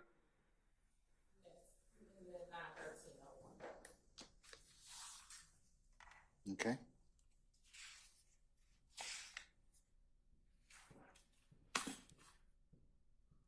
All right.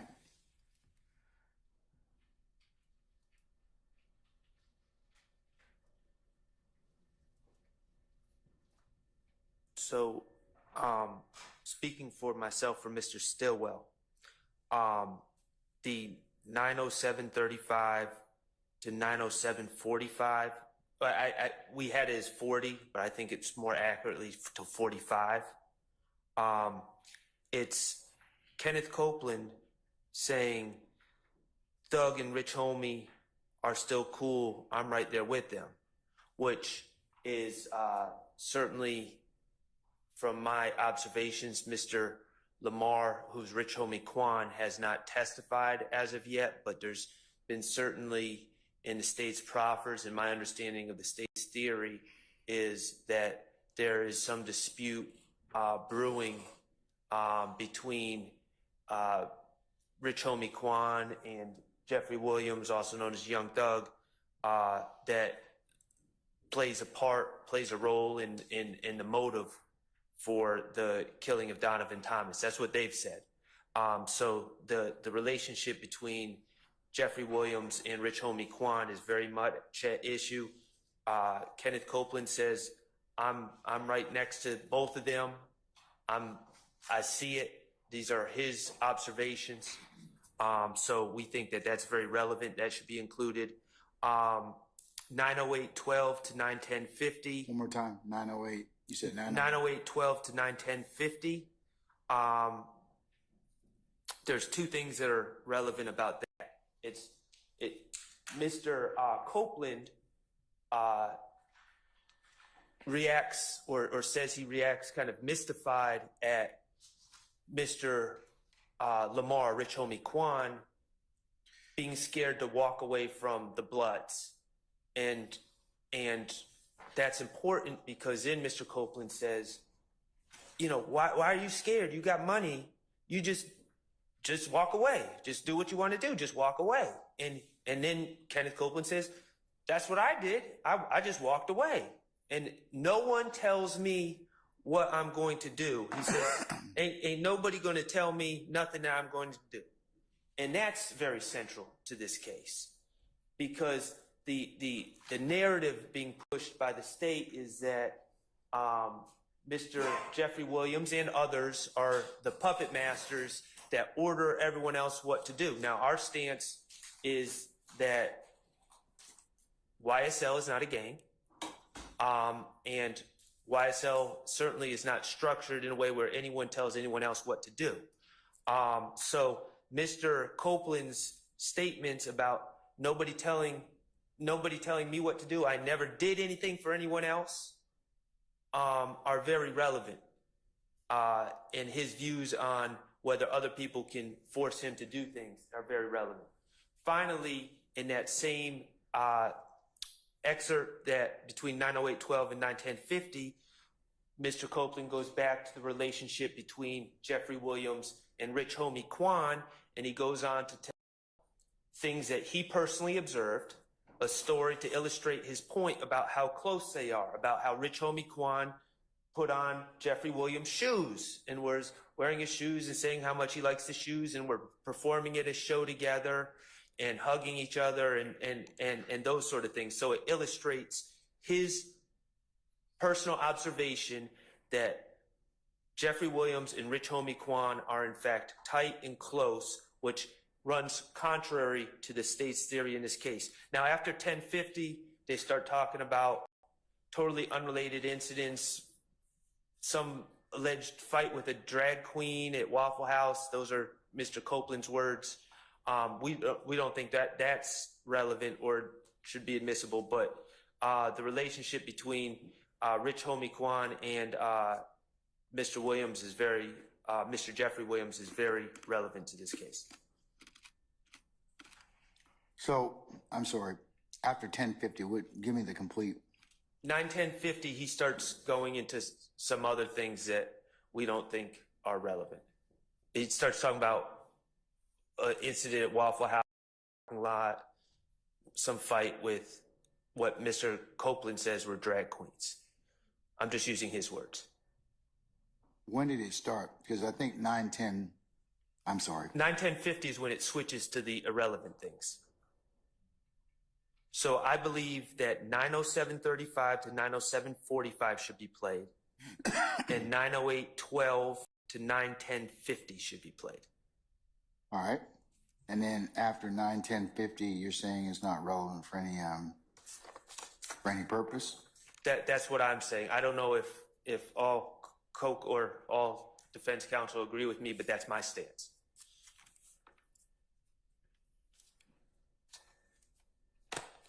All right.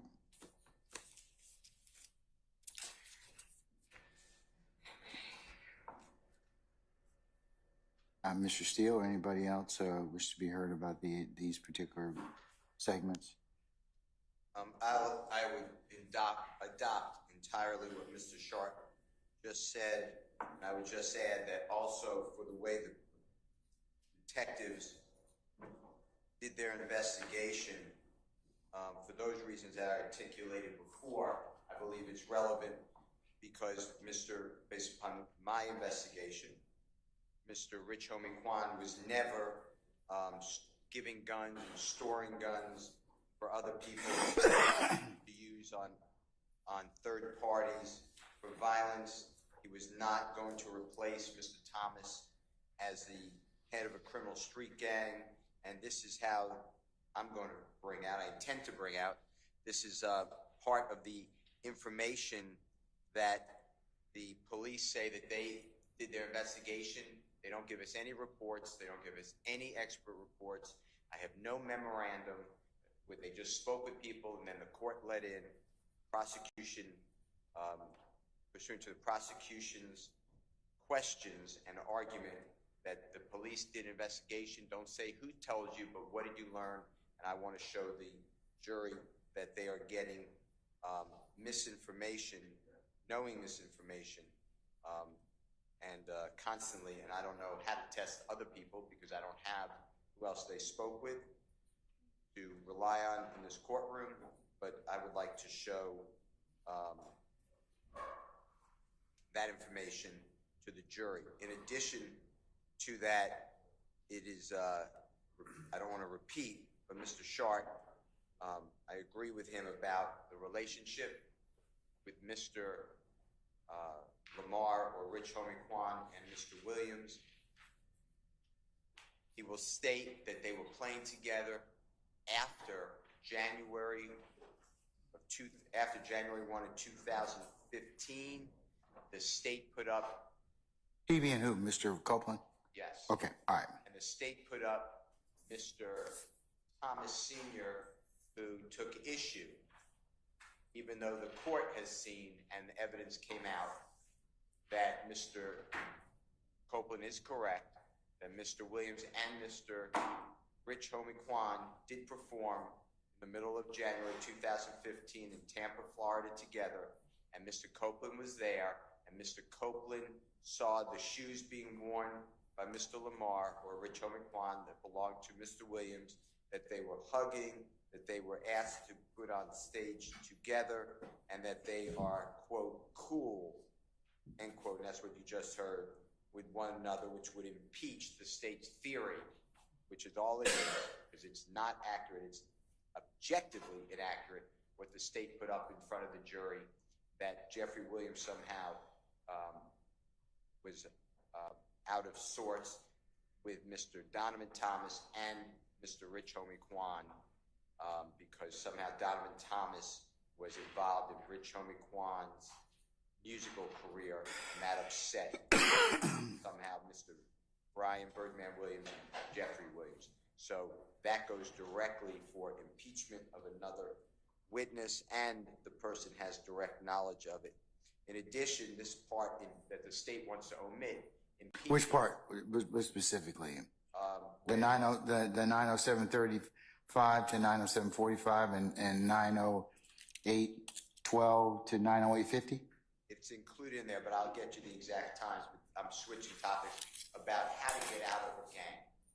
Mr. Copeland is saying, I was a member of a gang and all I did of Bloods, and all I did was walk away. There's no repercussions. Meanwhile, the state put up this, quote, hybrid gang expert, Detective,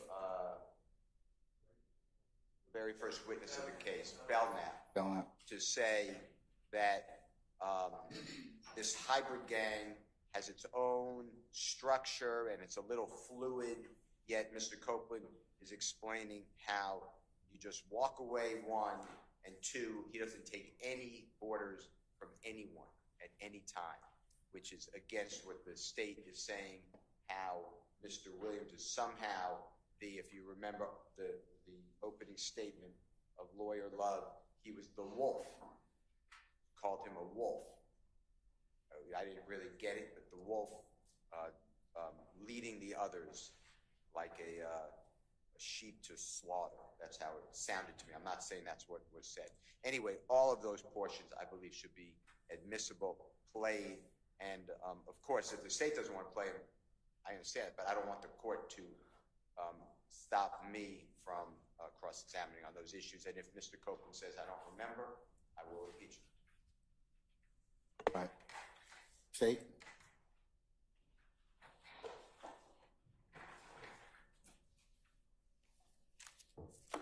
Your Honor, the state I'm going to has... assume you're not going to play in your direct. Is that right? No, we will.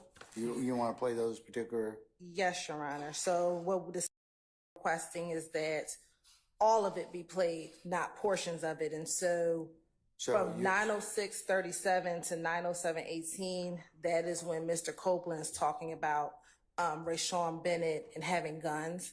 That part we would keep out, but everything that has to deal with Rich Homie Quan, we would ask to be played. So that would be from 907:18, or we will play, excuse me. That'll be from 907:18 to 910:50. That's the first portion.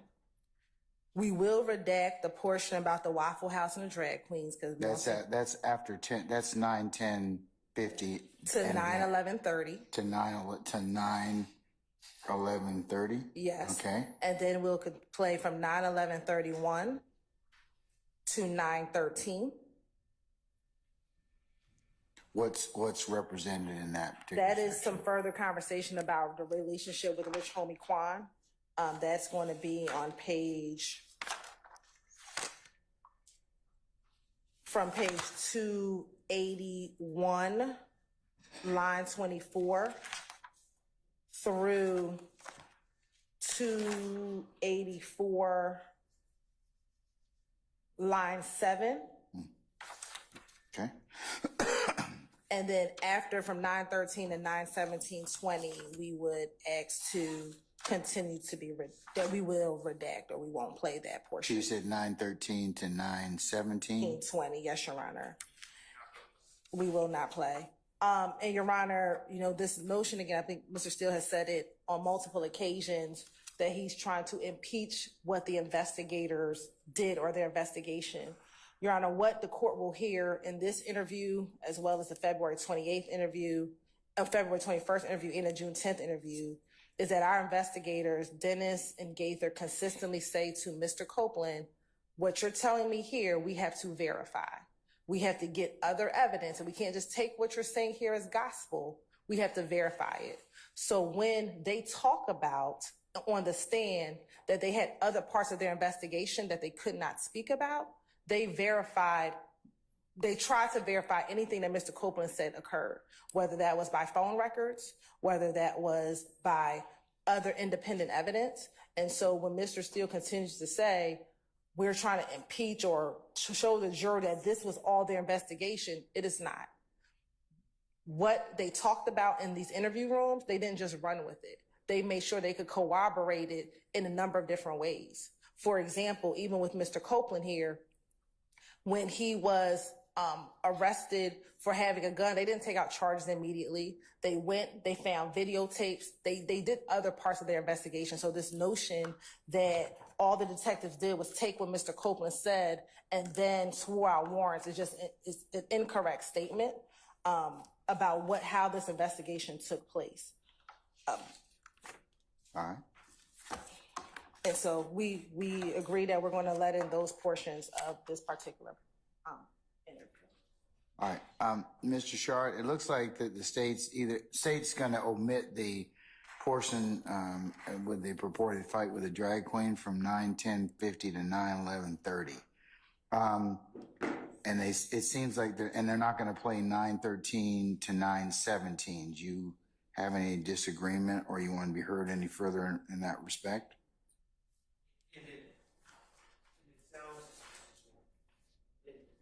It sounds like also they're not going to play. It sounds like they're also not planning on playing 9:06:37 to 9:07:35. Correct? I don't. Are you, madam?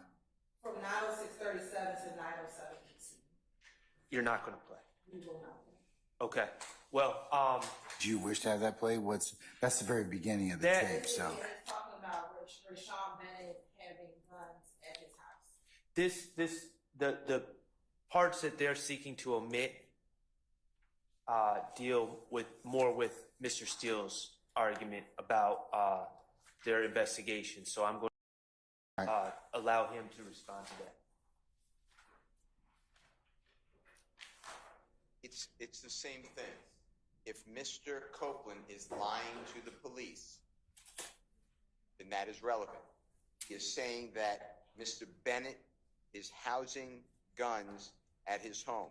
I'm going to challenge him because I don't believe he has any information on that, but that's what he alleged to the So it is another way of showing that Mr. Copeland is a liar to the police. He has lied about Mr. Williams being involved in these crimes, and I don't know how that is being excluded. He said he has personal observation. He did not say, I heard about it, I'm speculating, I'm making it up. He said Mr. Bennett, who's known as Lucci, YFN Lucci, is providing guns to his gang members, something to that effect. That's not the way he said it, but that's what he was housing guns in his home. So I would like to cross-examine on that and play that recording. Okay.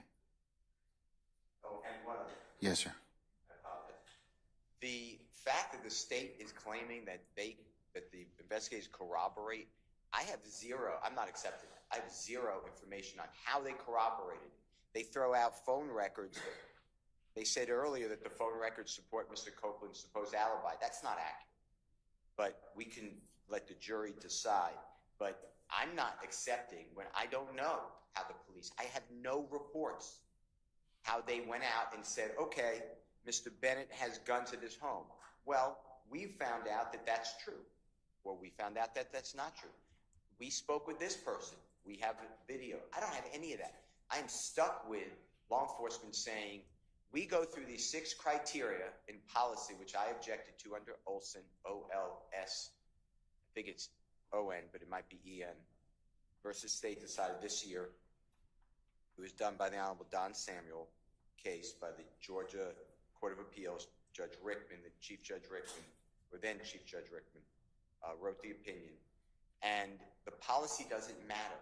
So I'm stuck with this, I don't know what we'd call it, this expert who just says, don't challenge me, but I corroborate it. I'm not going to tell you how I corroborate it, but just believe it. And now I am challenging it through the way they conduct this investigation. This conversation, if this is how the City of Atlanta Police Department experts conducted all their investigations, it's all, what did you hear? What did you think? And that's what I want the jury to take into consideration. So I would like to put in probably a false allegation against Mr. Bennett. But either way, false or not false, it's relevant to me. And I don't know under what theory it is being excluded, because Mr. Bennett is a supposed victim in the case. He's supposedly a gang member. He was charged in another division in your courthouse before the Honorable Judge Cox. He entered a guilty plea in 2024. I don't remember the date, maybe in January of this year. He is in custody. He got a 10-year sentence. Supposedly, and we need that, by the way, the district attorney's office wrote a letter to the parole board on his behalf for early release. That's Brady evidence, because he's a witness on the witness. And I don't have any of that, but I don't understand why it's not coming in. This is how the investigation is conducted, and Mr. Copeland said that there are guns at the man's house to use offensively against other people in a criminal street gang. Everyone has guns at their house, but this is in a context of a criminal having guns at his house, and it's another false allegation by Mr. Copeland. So for all those reasons, I would ask that it not be excluded. I just want to correct the record because I'm not sure what Mr. Steele's talking about. So what Mr. Copeland says here, and he says it very clearly, is that Lucci was having the guns in his house. He said, this comes from Trevia. So this is what he says. He says, this comes from Trevia. Trevia is a young lady who was dating Shell Kell and an individual by the name of Antonio Sledge. So again, he's relaying information that he's hearing. Mr. Copeland did say to either of these investigators, I know for a fact Lucci has guns in his home. What he said was, this came from Trevia.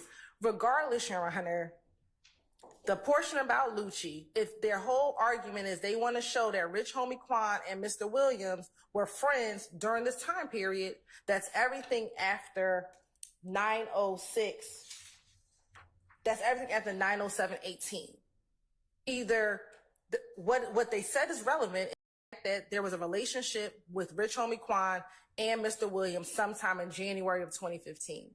Whether or not Lucci had guns at his house and that Trivia told Copeland that Lucci had guns in his house is not relevant. If they want to cross him on that at some other time, then we will object at that time if necessary. But for the state's purpose, we're not playing it. If they choose to play it, we'll object at the appropriate time. But again, what they purported is they want to talk about the relationship between Rich Homie Quan and Jeffery Williams. That is the portion that the state is going to play because that is what is relevant right now. All right.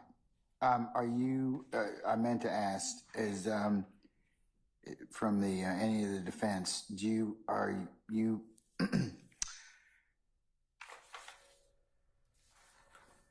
are you in agreement or disagreement with the state about anything that's played between 9/13 and 9/17?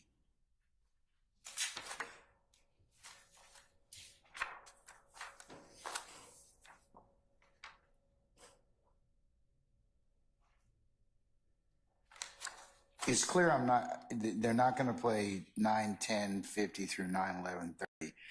The issue with the drag queen, the fight with the drag queen. They're not playing that. But I'm trying to just figure out whether or not, because what I hear the state saying is, and I hear the defense saying is, there are these issues that they are going to play in regards to Copeland, Rich Homie Quan, the relationship that you've mentioned from 907:35 to 907:45, and then 908 to 908:12 or thereabouts to 908:50, and then they're going to play 911:31 to 913. So, Mr. Shard or Mr. Steele or anybody else, any issues with anything from 913, 917 that you want to have argument about or discussion?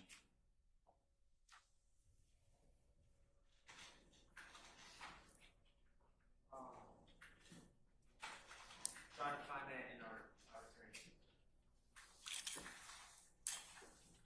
I just want to make my ruling clear. It seems like Mr.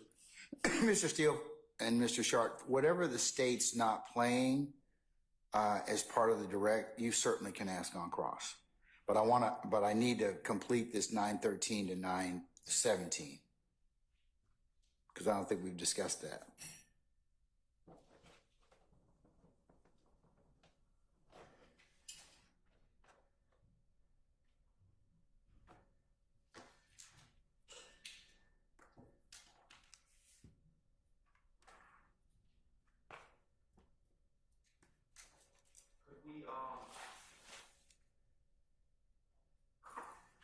Would you allow us to briefly listen to that exact portion and answer that question out? You want to play it? I mean, we can play. I can play with Mr. Steele right now, just so we can give an informed decision. Because again, our transcripts are a little different in the timing, so I don't. I tell you what I'll do then. The hour being about 1:45, you all can do that. I will come back at 2:45, and then that'll be the first item of business we'll take up. Okay? Is that? And then also, if you have any other parts of this particular that you wish to be discuss or include, or for examination, I'll hear those at that time, okay? Yes, sir. Thank you. All right. So we're going to be in recess until 2:45.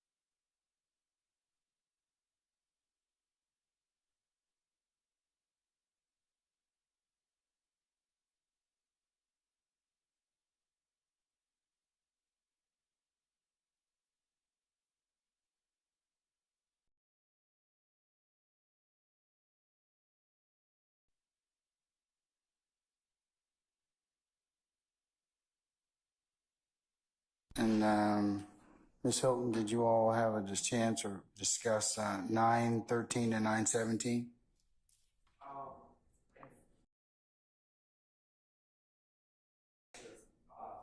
For you, Your Honor, we don't have, for the 913 to 917, on my redactions, number 14 is from 916. We kind of have cross redactions going on. So I have 916, 14 through 911 as bad character evidence against my client. So that comes up at that point. So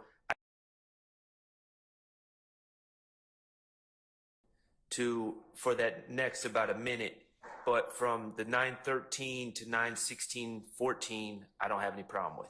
Was the state going to play 913 to 917 at all? Right, that's what we want redacted. So I guess I'm confused. Oh, okay. Yeah, what I'm asking you is, do you have anything you want? Are you in agreement with the state? Do you want to be heard about any parts of that? I believe that about Mr. Copeland just saying things and getting to the sufficiency of the investigation and him during some other excerpts. But I would, on behalf of Mr. Stillwell, I'd want to cut that off at 916-14 to 9. It talks about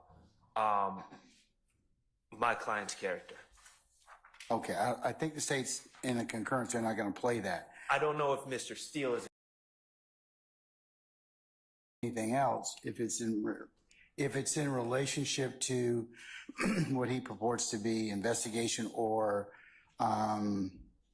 impeachment, then he certainly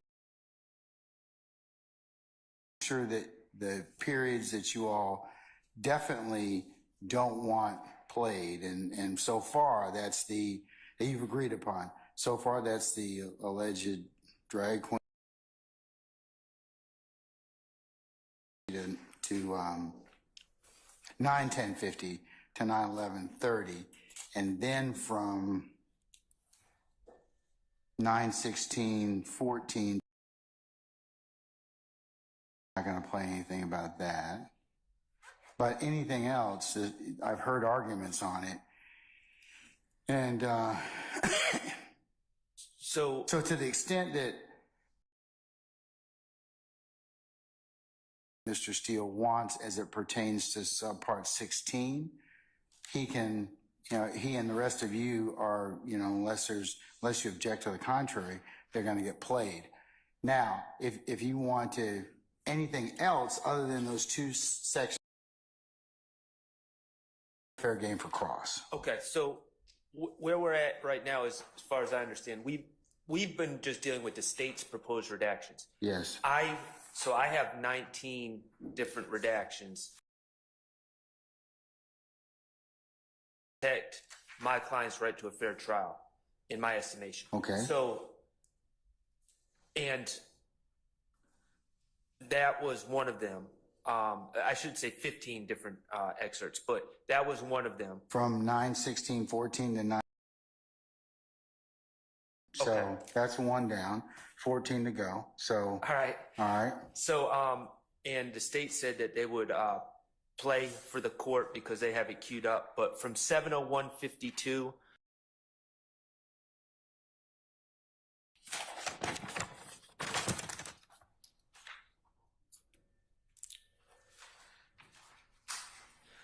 What one?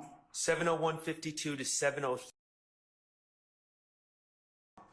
It's a discussion where Kenneth Copeland is pontificating about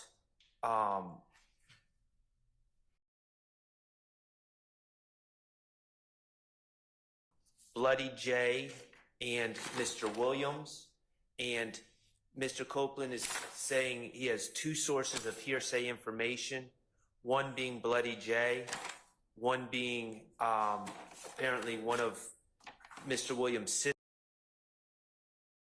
Mr. Copeland is saying, what I've been told is that Bloody J called Mr. Williams gay, and Mr. Williams,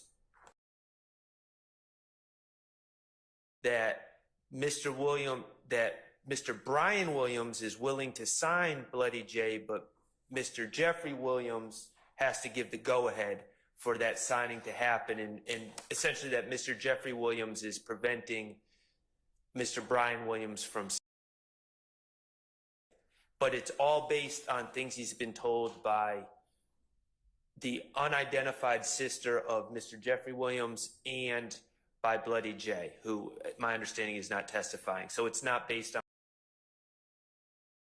So that's what's discussed in that excerpt that I believe should be excluded. I don't, and Ms. Hilton's been very responsive and helpful in this process, but I don't know necessarily what the state.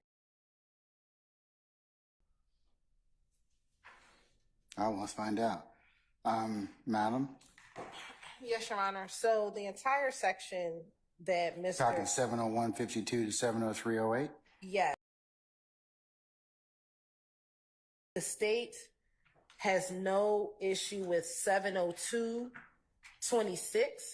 to 703.08.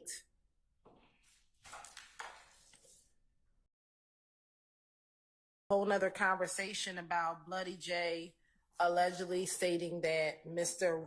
Williams may be gay and that was the part of their beef. We don't want that in, so we have no issue with that. 52 to 702.26? Yes. Which is the part in contention? Yes. All right, can I hear that or see it? Yes.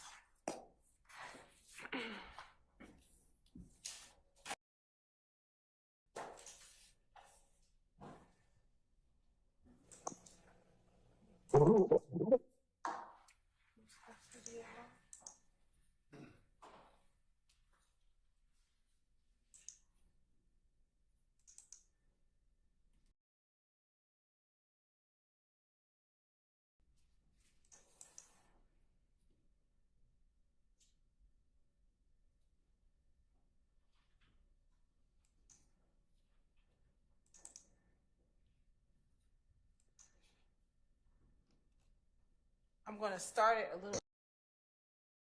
7.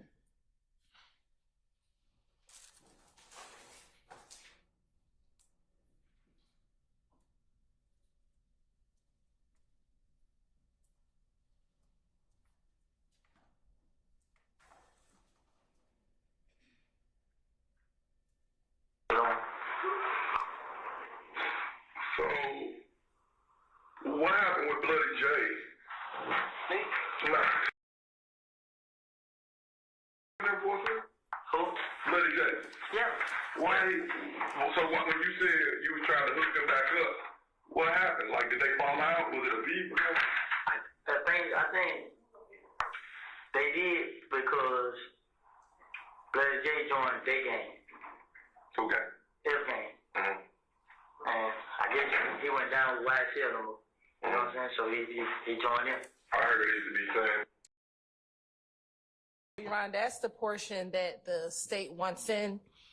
And the reason why we want this portion in, Your Honor, is if you hear what Woody says, he talks about previously, and it was either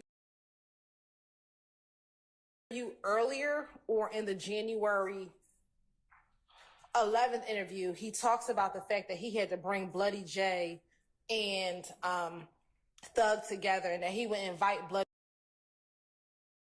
So I think he mentions, like, I would tell Bloody J if Mr. Williams was performing at Blue Flame, come through the Blue Flame, come to these places so you can get back in good graces with them. What happened with Bloody J, he's now explaining what the severance was between Bloody J. And Your Honor, if you can recall, We already have video evidence in which Bloody J, Mr. Williams, all of them are outside at the park. They were all wearing red. Donovan Thomas is in that video, showing them that they were together. And at some point, there's a break between. Copeland is talking about what his understanding is of that break. We stopped right before the conversation about rumors about Mr. Williams being gay because we don't think that that's relevant. But the fact that he talks about Bloody J went with If Gang and point is important and relevant given the context of the rest of the evidence that has come in.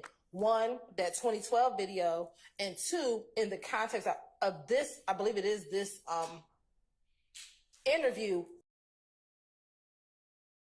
to tell Bloody J to come around in order to get back into good graces. So we believe that is relevant and it gives context to what he said earlier. Okay.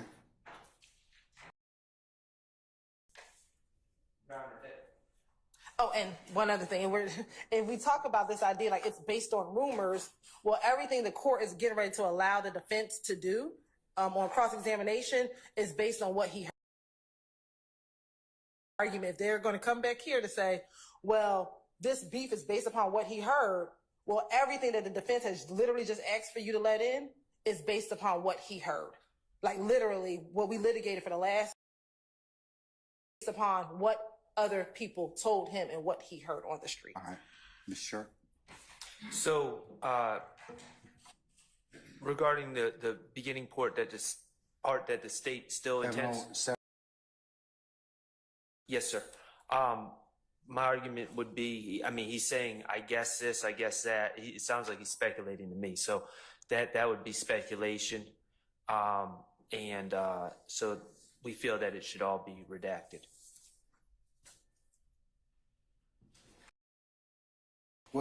What transcript reference is it? It is page 42.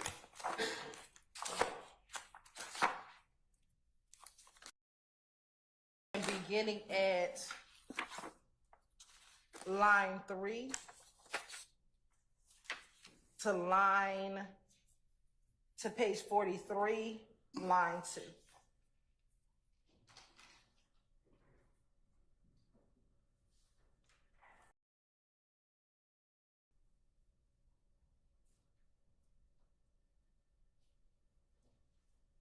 You said 43, line 2? Page 42, line 3 through page 43.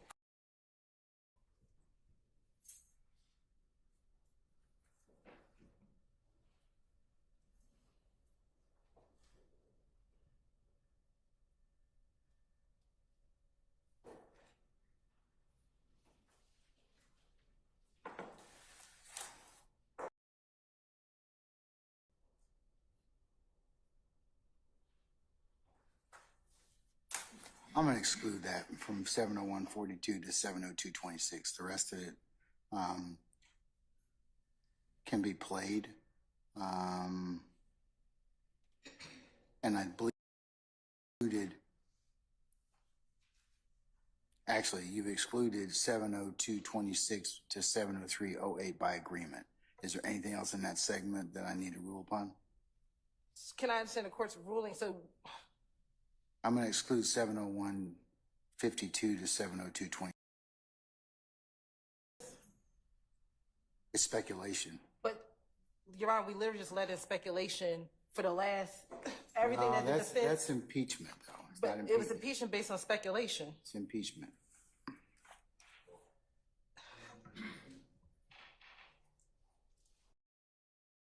And what part is the court believing in speculation? Madam, I'm ruling, okay? I've ruled. 701.52 to 702.26 is not going to be played. Okay? You all have agreed upon 702.26 to 703.08 to be excluded. Segment that I need to resolve. That should take care of it, right? For that Yes, ma'am. area, yes, Your Honor. Okay, all right.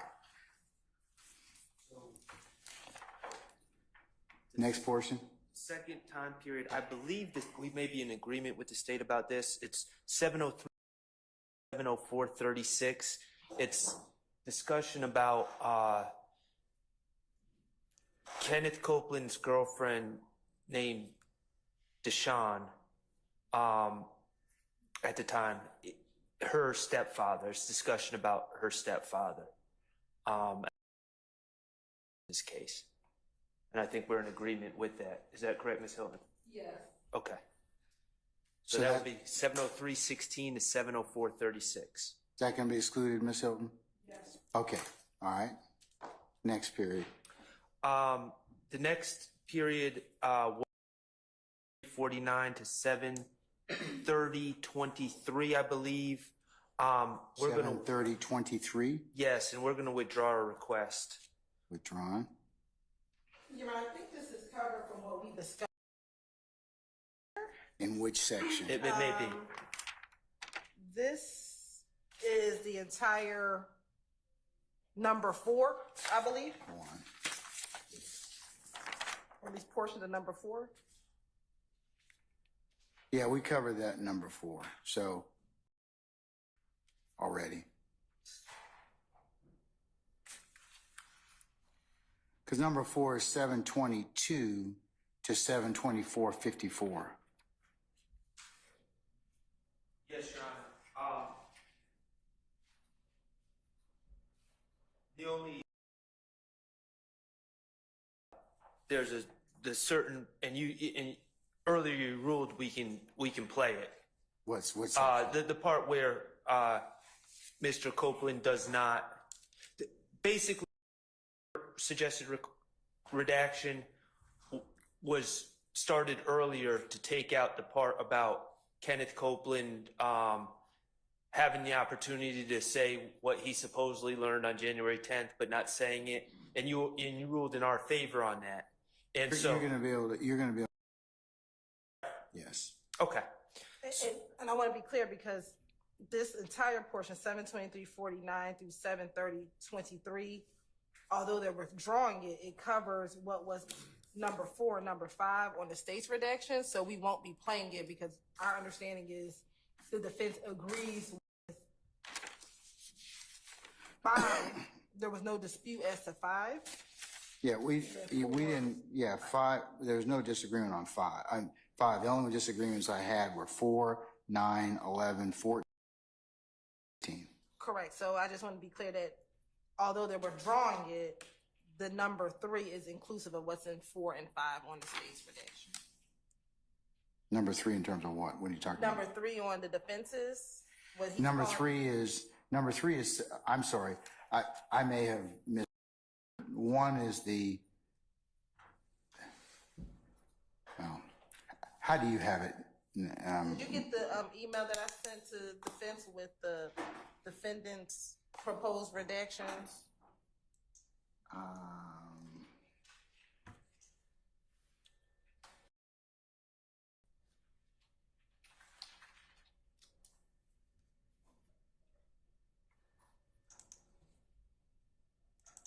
Yes, ma'am, I have it. So that may make it easier. Defense, though. So the entire document that I just emailed at lunch is all the defense's their proposed redaction. And Your Honor, you can, for the purposes of this, it references. You can ignore the first column because we're just going off the state's videos times to simplify things. The timestamp? Right. So the first column is defense redaction times. You can ignore those times because we're just to be universal. I don't think I have that one. I think I just have. I don't know if I got that. Let me just see. Ms. Hilton, did you send that to me Yes. as well? I believe so.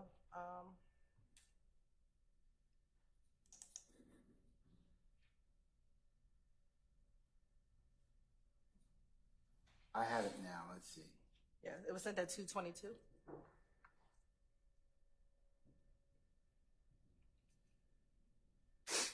For purposes of discussion, I'll include it as the next court's exhibit in order. And for it's Ms. Weaver.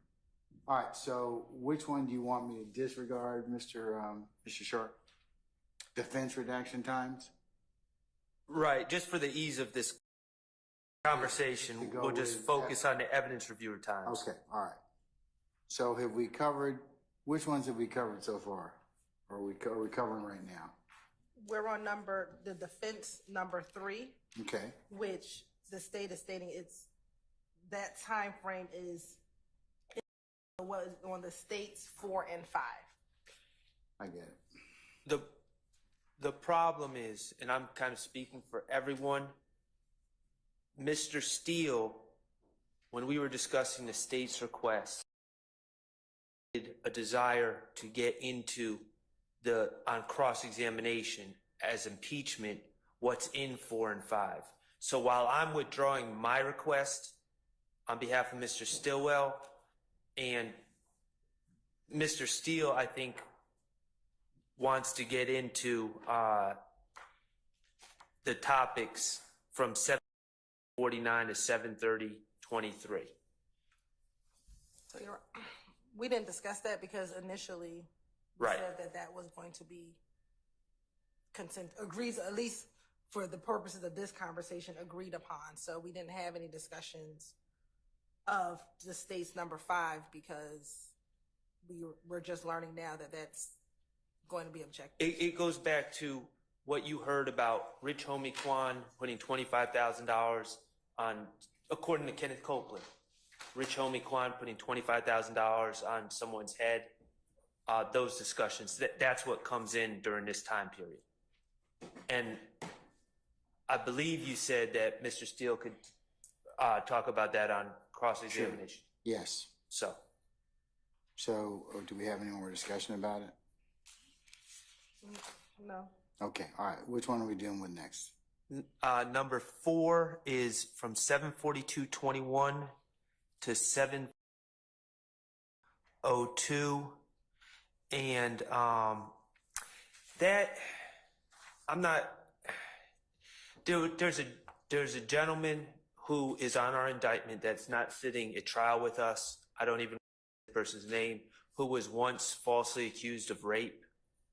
And the officers make reference to how people that he was charged with did him dirty because they all knew he didn't commit the rape, but they basically let him sit in jail and let him sit there and take the blame for this rape. Your Honor, that's not in dispute. That's consistent with the state's number 8. Okay. I'm sorry, Ms. Hilton, I didn't quite hear the last thing you said. It's not in dispute. It's not what? in dispute. It's consistent with the state's number 8. Okay, so we're not going to talk about that. Okay. That's excluded. Next. 7:50:00. It's the police investigator Dennis and Gaither asked Kenneth Copeland about his knowledge of. Essentially, there was apparently a shooting outside a hotel where Jeffery Williams' fiance was throwing some sort of hotel party, and the police asked Kenneth Copeland what he knows about that shooting and how it's related to the Donovan Thomas shooting. Kenneth Copeland, in response, knows nothing about it. He's like, I don't even know about that. And then the police kind of tell him about it and put that in the atmosphere, where Kenneth Copeland is completely lacking any knowledge of it, is my recollection. So essentially, it's not even what Kenneth Copeland says. It's the police start talking about this shooting, and that's not proper and should be redacted. So they're talking. So from 7:50 to 7:56, they're talking about some unrelated shooting. Unrelated shooting at a hotel party that was thrown by Jeffery Williams' girlfriend at the time, I believe, or the mother of his child, and right, it's unrelated. It's never been linked to this case, and Kenneth Copeland knows nothing about it. All right, let me find out the state's going to talk about it. Yes, Your Honor. This particular shooting was discussed while Detective Dennis was on the stand. He discussed a series of events that occurred in the days leading up to the Donovan Thomas murder. And this is one of the shootings that he discussed on the stand.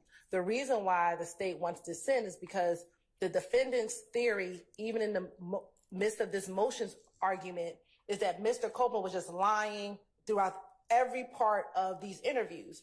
And what this portion shows is when he was unaware of something, he told the detectives, I don't know about that. You know, I have no idea. So it shows that he was trying to be truthful with the things that he knew and the things that he didn't know. And if the defense is going to cross-examine Mr. Copeland as to whether or not he's being truthful in this interview, this here shows that the officers are talking to him about a shooting that they believe is relevant to what happened in the days leading up to the murder of Donovan Thomas. I believe this shooting happened on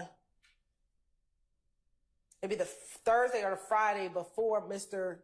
Thomas was murdered. And they're talking to him about this event. This was a shooting that happened outside of the W Hotel. And they're asking him about if he has any information about it, if he was aware of it. And Mr. Copeland says, no, I didn't even hear about that. Matter of fact, I met Mr. Williams at the studio that night. And so again, this rebuts this notion that Mr. Copeland was just trying to lie and make up stories the entire interview. And that's in direct contradiction to what they are going to try to say about Mr. Copeland. So we believe it's relevant. The information about the shooting has already come out in testimony from Detective Dennis when he testified a few weeks ago. And so it is relevant to show that Mr. Copeland was not just trying to make stuff up in the course of this interview. All right, sir. Well, the problem is that these statements, the alleged purpose is to show Mr. Copeland's inconsistencies, and he offers no statement about You this. can cross him on. I mean, that's the whole point. I mean, is that he may end up at some of the things that he said may be truthful and some may not be. Right. I guess my point is with this particular excerpt, it's not even what Mr. Copeland says. It's what Investigator Dennis and Gaither said that comes out. And it's not even a Kenneth Copeland issue. And these statements are allegedly being played for the purpose, like the origin of why we're playing these is to show Mr. Copeland's inconsistencies. And in this excerpt, Mr. Copeland doesn't really say anything. So, Do you need a page number, Your Honor? Is it 138, line 11 to page 140, line 22? Yes. All right, let me read it.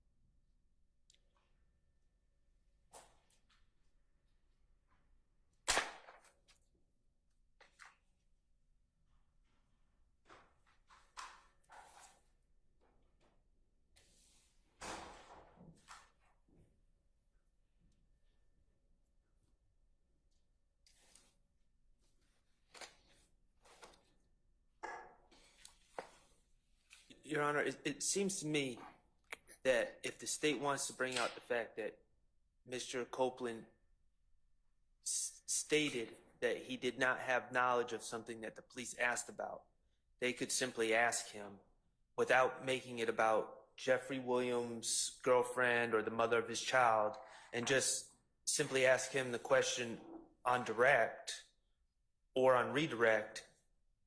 Did the police ask you about a shooting that happened and you know, you told them you didn't know anything? And that we wouldn't have to get into because the shooting that's being discussed, I just want to be clear, I don't believe in our discovery we even received police reports about it, because I don't even think there were police reports generated about this shooting. This is kind of something that comes up and is talked about, but I don't even believe that there was police reports made, and Kenneth Copeland doesn't even know anything about it, and somehow it's entered the ether of this case without anyone really having any firsthand knowledge of anything involving that, much less if it's related to the Donovan Thomas shooting. Your Honor, that's not, I believe, and we're pulling it up, we brought in CAD reports as related to this shooting with Ms. Latner's. And furthermore, Mr. Copeland, when he was on the stand last week, said, if they asked me about the sky, I would say the sky was blue. If they asked me about her shoes, I would say that her shoes were white. This goes to show that he just wasn't saying anything. If there were things that he did not know, he said that. So this is one, in contradiction to what he said on the stand. And two, this is the detectives asking him questions and he being able to say, I don't know about that. If he was just trying to make stuff up, which is what he's claiming in court, he would have said, yes, I know about this shooting. Yes, it has something to do with Thug. Yes, he doesn't say any of that. And the jurors get to determine whether or not they believe, one, his trial testimony or what he said previously. Furthermore, defense counsel literally have just argued for 2 hours that they want to be able to show that Mr. Copeland lies about some things, doesn't lie about other things. And so here's another example of that. So when you look at all that in totality, this is relevant to play for the jury so the jurors can make a decision on what they believe or what they don't believe, given his in-court testimony and given what he said previously during this interview. Sure, anything else before I rule? Well, I understand generally what the state's arguing. However, I just don't understand why you would need to get into specifics, the unfounded specifics that Mr. Copeland has no knowledge of, that it involved Jeffrey's significant other and those things. Why you couldn't just ask Kenneth Copeland on the stand, weren't you asked about a shooting at a hotel a couple days before, that occurred a couple days before, and you told the police that you knew nothing about that, you had no knowledge, and therefore they could get out what they want to get out without bringing in, it was Jeffery Williams' significant other throwing a hotel party and all the rest, because it's not being linked to this case.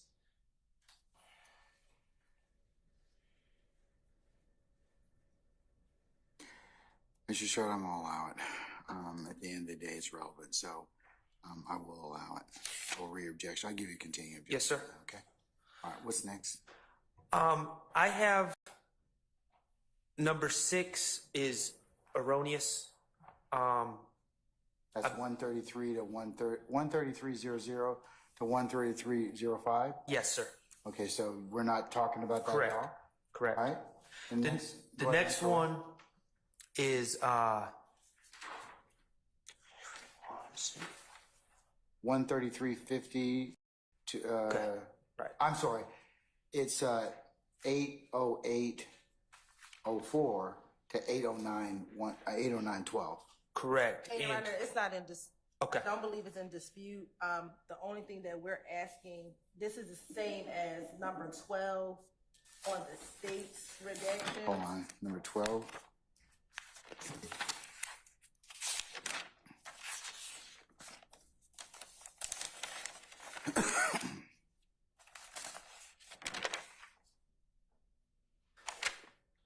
Okay, I don't have that anyways, because that was not something that we argued And about. I think the entirety, and what I understood when we left yesterday, I'm sorry, go ahead, I apologize. Go ahead. The entirety of 80821 through 81150, at least yesterday, wasn't at issue. This portion here covers that from 80804 to 80912, so the state has no issue. Okay, so Well, with this portion. so that's not an issue, Mr. Steele. From- Mr. Sharp, okay? The issue is that the state's redaction is 80821 to 81150. I agree with 821. I have 80804 is it beginning. I'm sorry, you had 808, I was coughing. 80804, they have 80821, but we can clarify that. But I have it ending at 80912. So they're seeking redaction of an extra 2.5 minutes. Now, speaking for myself, I did agree with the state. You know, in full candor, Ms. Hilton's right. I did agree with the state. My understanding after speaking to Mr. Steele is, Mr. Steele, I'm just trying to bring everything, I'm kind of the spokesperson, but I'm trying to make the court aware of everyone's stances. I believe Mr. Steele wants to get in 80912 to 81150, where Kenneth Copeland talks about, and Mr. Steele, correct me if I'm wrong, talks about Kel wanting to kill Jeffrey's sister. Someone said Kel was called over after. Then they're talking about the Lucci's mother's house being shot up, and they're talking about Kel coming over there and Lucci paying or asking why Lucci won't pay Kel's bond, and that Lucci's car was the one used to shoot up Kenneth Copeland's mother's house, and how Kel robbed Gervin Henry, who's also known as Fly. So it's a lot of discussion about Kenneth Copeland makes accusations about wrongdoing by Kel. I believe Mr. Steele wants to get into that. I'm going to let him argue that. But so I agree with the state from 80804 to 80912. All right. But I'll let Mr. Steele, or he can perfect his argument on that. So, sir?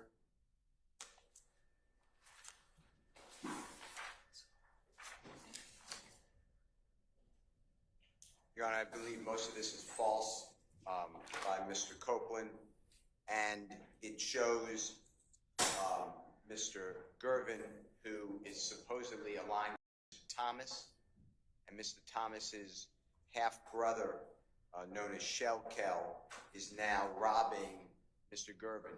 Instead of these joint, supposed enemy gangs going after each other, now you have insider gang after gang member, which I don't believe is truthful, and it just goes to show that this is not the way the state has purported, that this is a gang of one, of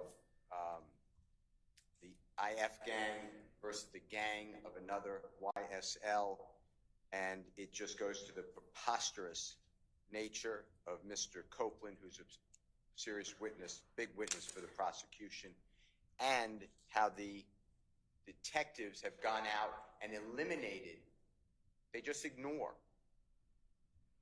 some of the information they're given under the auspices of our investigation. And I want to bring out the investigation, what it shows, and they can say, the investigators can say, we didn't believe Mr. Copeland on that, yet they choose to believe Mr. Copeland on another issue, and it goes to the jury. So that's why I wanted to do. All right, can you play for me 80912 to 81150, please? Or tell me the transcript references and the transcript references, please.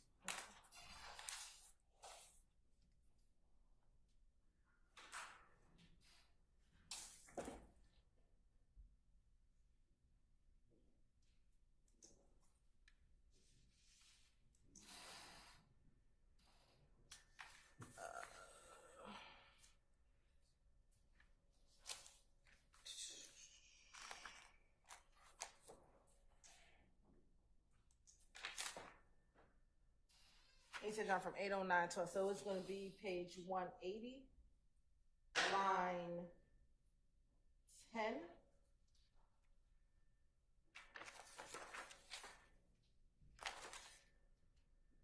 through page 186, line 1. And it's going to start a little bit earlier, around 8:09:05.